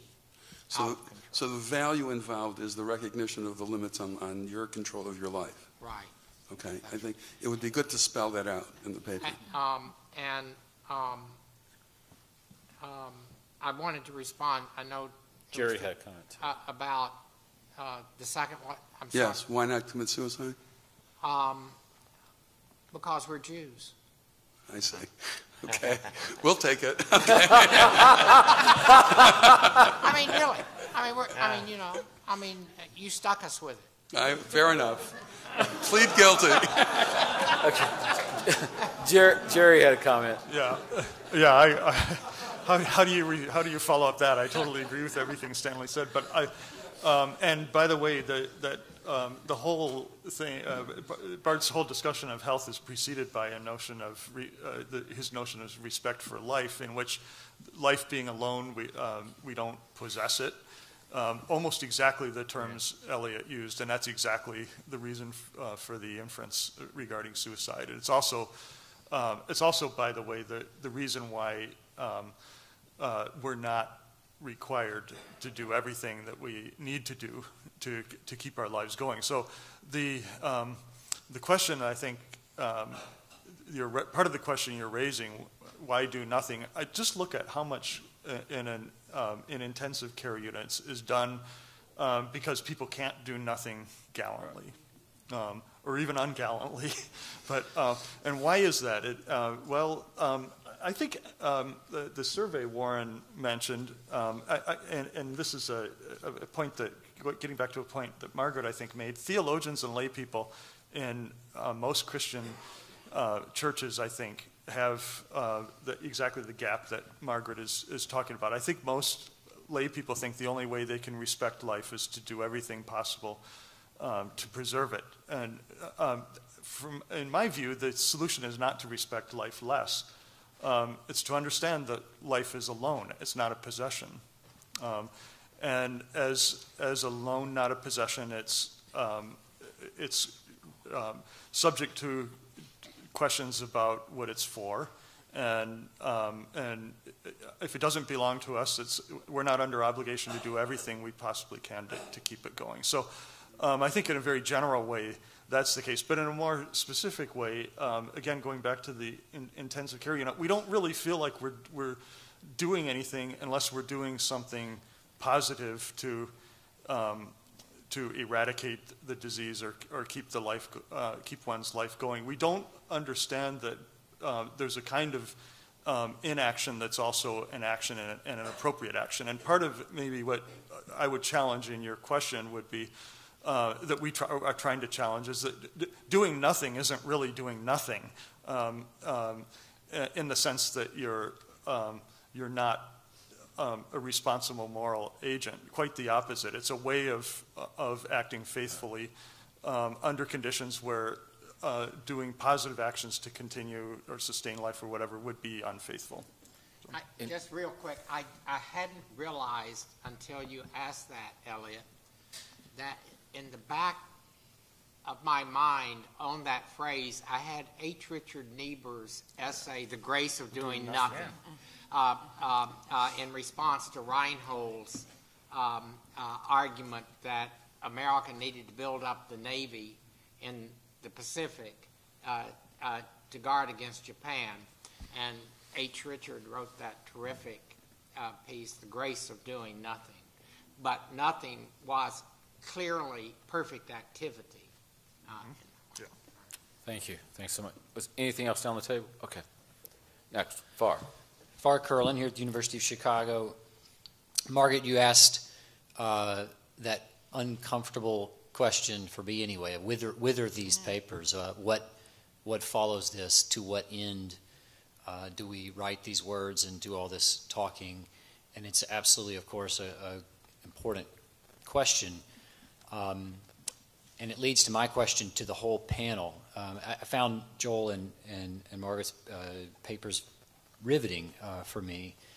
And this is the question, short of just, maybe not short of, but apart from the overall need that you've all said is there for there to be a deeper formation, Christian formation across the board for Christians, what kinds of examples have you come into contact with that, however partial, are examples of communities of patients and physicians to some extent being formed with membership in one another in a way that would, to some extent, give them the capacity to resist the pretenses of the powers to some extent, to be humble and to be able to do nothing, at least sometimes when they might otherwise anxiously try to keep busy. Was that for anyone in particular? Margaret? I can start off briefly, because one of the things to say is I think that is the next symposium, frankly. I think it would take a long time to really think about that question thoughtfully and in complex ways. But I think, even based on things we've talked about today, that there are ways of, and this gets done periodically in various places, in bringing members of the profession together, either at the student level or beyond, to reflect together on precisely the sorts of things we've talked about today in the terms of teleology for medicine, the purpose of practice, what it's about, what its limitations are, what really can be done and why we're in the business, all those sorts of things that don't get talked about enough or get dismissed when they do, but precisely, and Joel was so right to emphasize this, precisely in the sense of a community of peers who will together try to discern this and perhaps be able to turn that sort of thing into a teaching mechanism for students, because I think it was Dr. Lehman who said earlier that the teaching is role modeling, and the role models are not well formed to teach well. We all know this, that it's part of the problem in medical education, is doing great things for first and second year medical students and then sending them off to meet their seasoned attendings on the wards who will undo everything you've done in the first 2 years and in their very first set of rounds. So that formation of those who are teaching future doctors, I think would be a way to do it. Obviously, that's a very superficial, glancing sort of answer, but that's why I think it takes a whole nother symposium and beyond to really think about that seriously, not just, to move beyond what we're talking about today from different tradition standpoints and start saying, well, there isn't a Christian medicine, there isn't a Jewish medicine, there's medicine in the United States. What are we going to do about it? Thank you. See, I believe there is a Christian medicine, and that if the Christian community was disciplined enough to produce people who would draw upon our basic convictions and narratives, I think they would prove to be rather dysfunctional within the modern medical practice, exactly to the extent that they would be committed to telling those who come to them the truth, and that I think they would not have many patients. And how that would,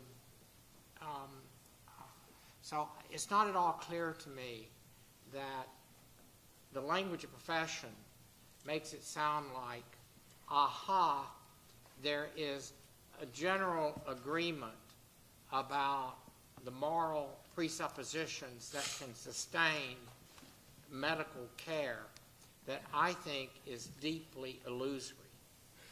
And but it is an illusion that we desperately need to convince each of us that on the whole, every physician represents pretty much a morally consensual position that we all can buy into. And I just don't believe that. I mean, I believe Christians are people that will die before other people. And that... of course, some of those illusions are the same as that of the United Methodist Church. Oh, absolutely. Of right? course. Yeah, right. Just wanted to make sure we're... now that I'm back among the Methodists, I say that I have discovered that the Methodists do have a conviction. It's that God is nice. And and since we're a sanctificationist people, there's a correlative. We think we ought to be nice too. So we want to make sure that you understand that we're just like you. I apologize to all the Methodists for bringing that up. Alan? I just, in response to Farr's question, I do remember an essay by Jim Wall a long time ago in Second Opinion on physicians in local congregations being provided a context for conversation and ritual. That is, they would get together and support each other in ways that they didn't find their work being supported in the hospital itself. So that there were opportunities for thanksgiving and confession and petition, and if you will, for a kind of account of what that right side physician may look like in the context of this faithful community. And that strikes me as still a kind of wonderful exercise and not followed up on enough. And there are also, I think, a number of examples. Wish there were more, but there have been examples of simple things like Sunday school classes in which you invite a hospice nurse or a doctor to come in and give some account to this class of how they see their work as a form of Christian discipleship. And they get some good questions from the Sunday school class. And the Sunday school class itself gets formed a little bit better about seeing some of the limits of their of medicine, and some appreciation for their aspirations in terms of helping them, and the possibilities of a genuine conversation in what is their native tongue, in what is their language. A lot of opportunities, I think. Thank you. Dan? It struck me that this afternoon's presentations all began with a kind of very suspicious attitude towards medicine as a power, corrupted power, and that I thought maybe that was the question that Elliot Dorff was going to ask you, because I think we heard him this morning saying that, well, we people in Judaism go to medicine. We like it. We think it's good for us, and ought to do it. And so the contrast made me want to ask whether you think that the sort of suspicion of medicine as a power is something that is distinct in Christianity vis-a-vis other religions. Is it something that you think is just your particular theology, but there are other Christian theologies that might differ in their view about medicine? Or is it just reading, the signs of the times right now of saying that just given the current social conditions, anybody who's reasonable in any religious tradition ought to be suspicious? Great question. Who wants to start with that one? Go ahead. Alan? I'm sorry, Warren. I meant Warren. Well, my first thought would be to just look down the table and state my own debt to Jerry McKinney in To Relieve the Human Condition, who argues in part that medicine in its modern presuppositions is not indissociable from the history of Christian reflection on creation, and specifically the project of Francis Bacon, which saw knowledge as power and specifically an aim to see a Reformation-era emphasis on the use of the creation as a license for the use of the natural order for the relief of suffering, combined with a conception of neighbor love, which gave license for the manipulation of the natural order for the relief of suffering, which has been difficult to set limits on, and which has really taken over, which has become much more powerful in the context of the 20th century, when the science caught up to the ability of medicine actually to be able to offer certain kinds of effective sorts of treatments. So I would see, in part, the forms that modern medicine has taken is in part historically a Christian problem, for Christians to be able to take seriously internally to the tradition. But also, I think not to, I hope that neither mine and Alan's paper, nor I think the other paper would mean that medicine is somehow intrinsically an evil or corrupted. It's not intrinsically so. It's intrinsically a gift. It's a good. And the virtues associated with medicine, being present to those who suffer and to relieve suffering and to attend the sick, are all virtues which are by no means uniquely Christian, but which are Christian virtues, and therefore are gifts to be celebrated.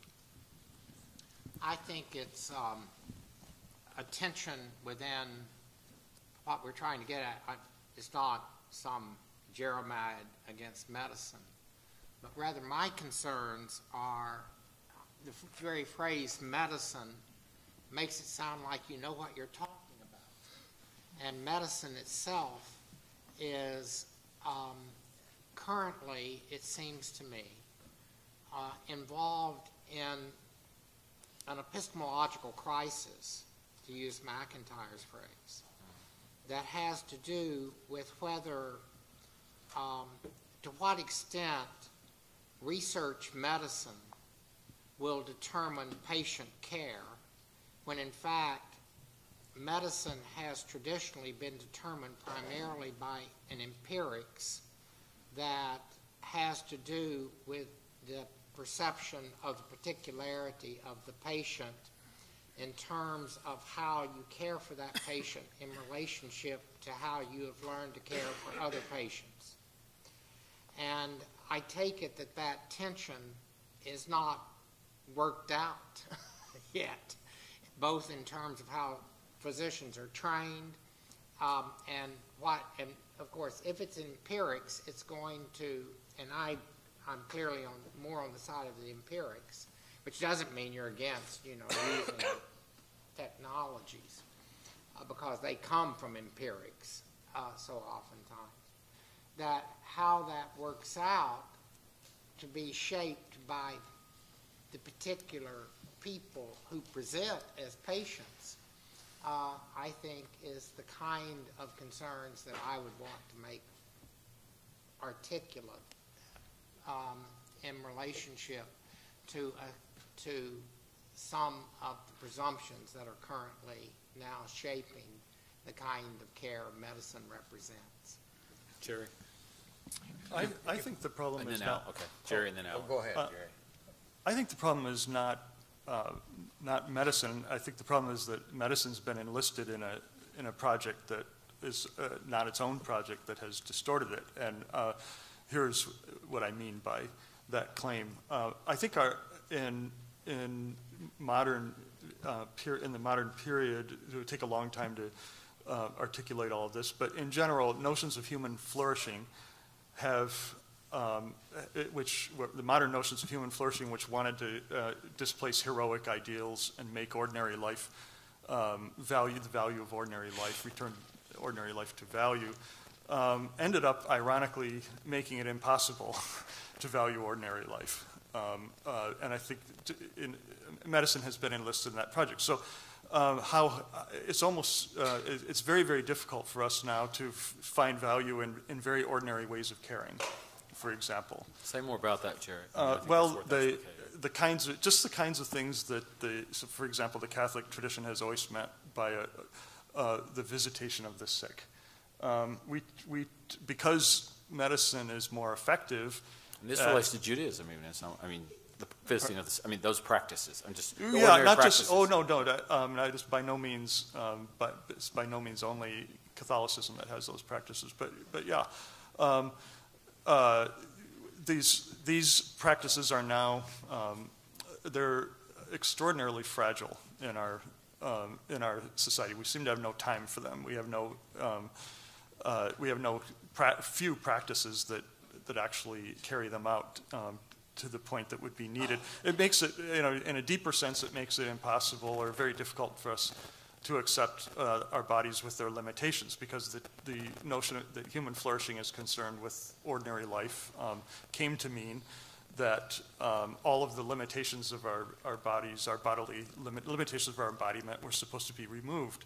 So medicine as a practice of caring and as a practice of ministering to people in ordinary life came under a great deal of pressure. And I think that's why we have so many problems with medicine today. I'm just going to give one example that actually is Dan's example. I hope he doesn't mind me using this example, but he, in one of our sessions, mentioned a patient who came to him wanting, I think, some kind of sleep control medication, and she was very, living as this very high-stress life in Manhattan, like a lot of people do, and just, quickly came in, wanted the medication, and wanted to go. And Dan, in the most unobtrusive way, just tried to pose a question about whether she should think about, the stress, the things that are causing stress in her life and interrupting her sleep cycles and so on. And she kind of resisted that apparently because she never returned, as Dan pointed out. But just look at all the assumptions about that we've been dealing with today that are implied in that interaction. Medicine is purely technical knowledge, and it's designed to give someone a control over life over her physical life that may imply, it probably does imply, an unwillingness in her situation to accept her limitations. On her side, the social context in which she's living probably makes it impossible for her to do that. At the same time, the only way she can frame her expectations about what this medical encounter is supposed to do is in terms of a personal preference that doesn't call into question the life that society has imposed upon her, and doesn't give her a vocabulary for raising a question of the good. So in all of these respects, I think the problem is not with medicine. The problem is Manhattan. The problem is a society in which the control over our biological lives for ultimately frivolous purposes, which we can't recognize and can't name as frivolous because they've become essential to what we understand by our well-being, by our human flourishing. That whole set of problems, I think, is what makes it impossible for medicine to do what it's really supposed to do. That's how I would answer that. Thank you, Jerry. Alan, I think you had... I'll pass. Okay. Sure? Okay. All right. Probably So, our last question. As someone outside the tradition, I just thinking about the metaphor of okay, I can't say the word, but the metaphor that was used in both presentations, I had a question that maybe gets at my own ignorance of the Christian faith. So if we think about the resurrection and this idea that the triumph of God over death and disease, and we think about doing nothing gallantly in the face of terminal illness or whatever the case may be, you're thinking about death prior to resurrection. Right? So for the resurrection to happen, right, you have to have death prior to that. To do nothing gallantly, you have to think about death coming. So would death, and we talk about the good death, but can death be a good? Right? Can death inherently be good, or can it be a gift, or can it be a grant from God? And it's necessary, right, for whatever good is going to come afterwards. And that question relates to this idea that why wouldn't the framing be that death is returning to God, right? If we think that life is contingent upon Him, therefore we're returning to God. And so that's the essence of death itself, not that it's an evil or power or bad, but that it's actually good inherently. So that's the first question. And the second part of this, the second reflection, is that we talked about, and today we've been talking about, this idea, before we get to the clinical scenarios, about practicing medicine, or what it means to practice medicine, a good and faithful life. In the Islamic tradition, we make a difference between faithful and something that is rewarded. Okay? So you can live a faithful life, and you can be true to the faith, but it doesn't necessarily mean that you're going to be rewarded at another level. Is that distinction also present within the Christian theology? Alan? Well, I do think it's fair to say, at least in my lights, that death is not a good. It's not always the worst evil. Relative judgment, in relative terms, you might even say it's good compared to extended suffering or something. But I do think you want to stop short of saying that it's a good in itself. It is the case that you have to die before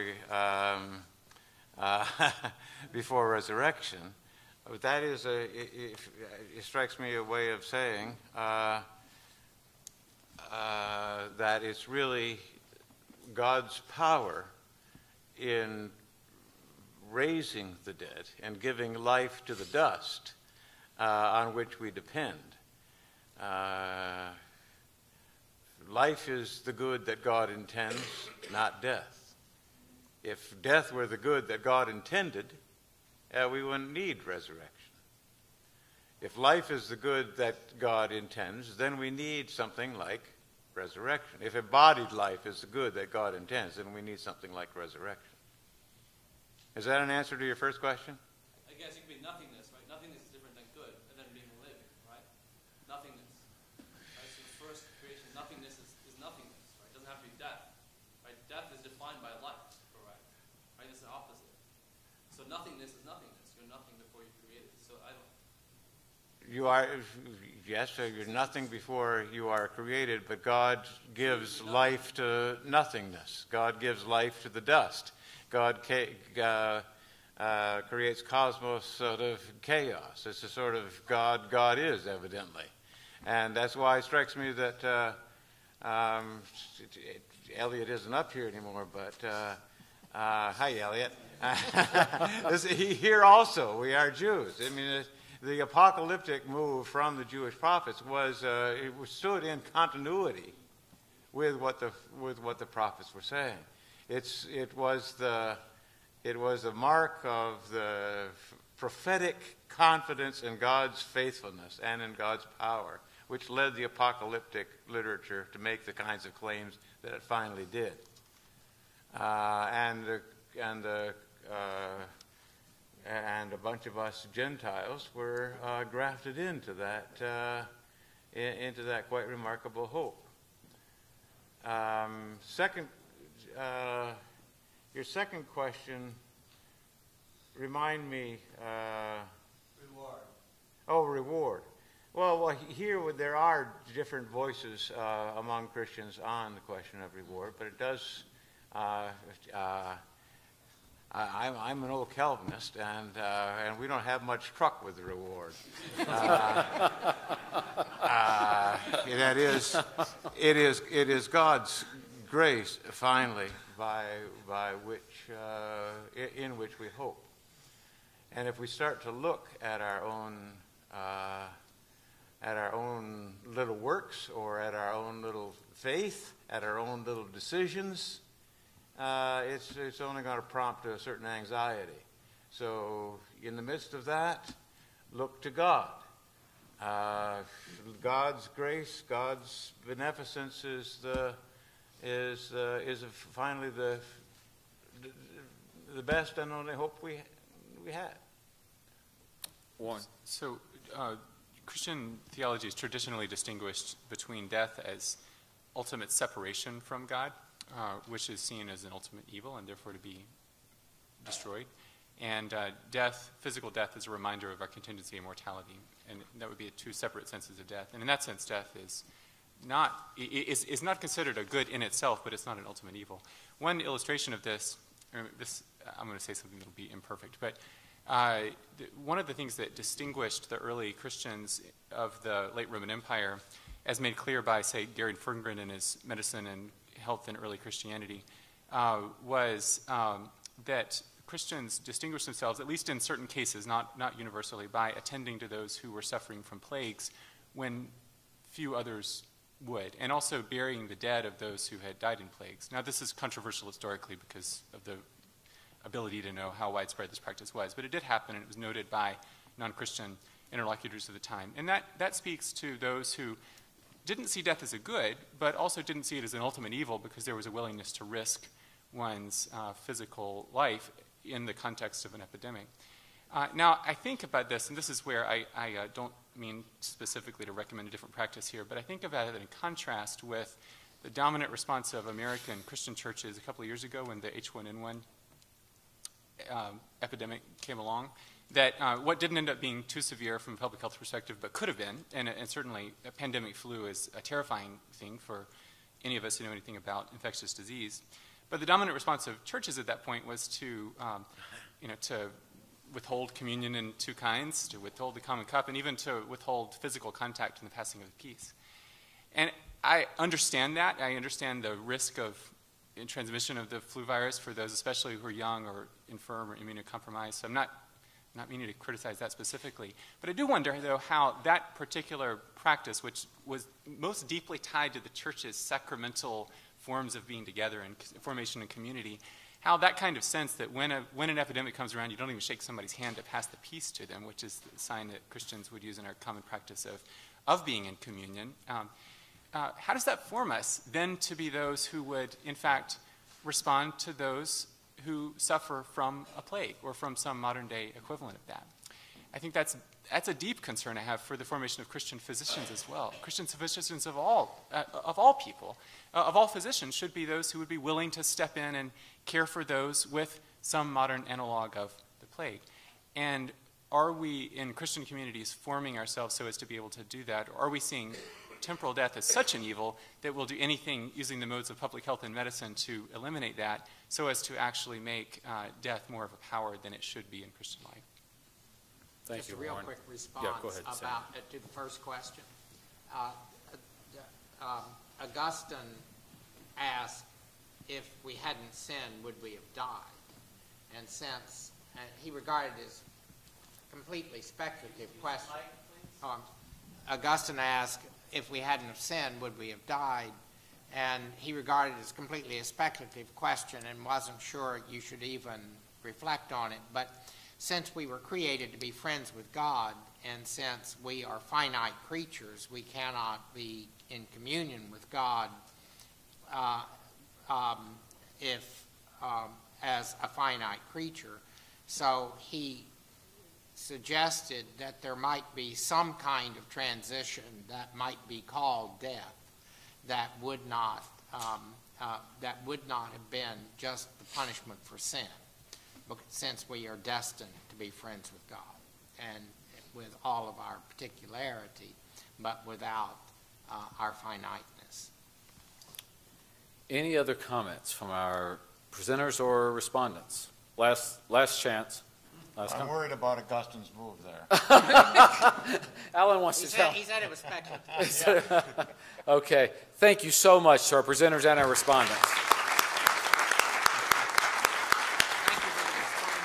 And since this is my last chance to address you, thanks for being such a great audience and responsive and engaged group. We start again in 15 minutes for a really phenomenal, I think, wrap-up of the afternoon with our panels and Dr. Lear.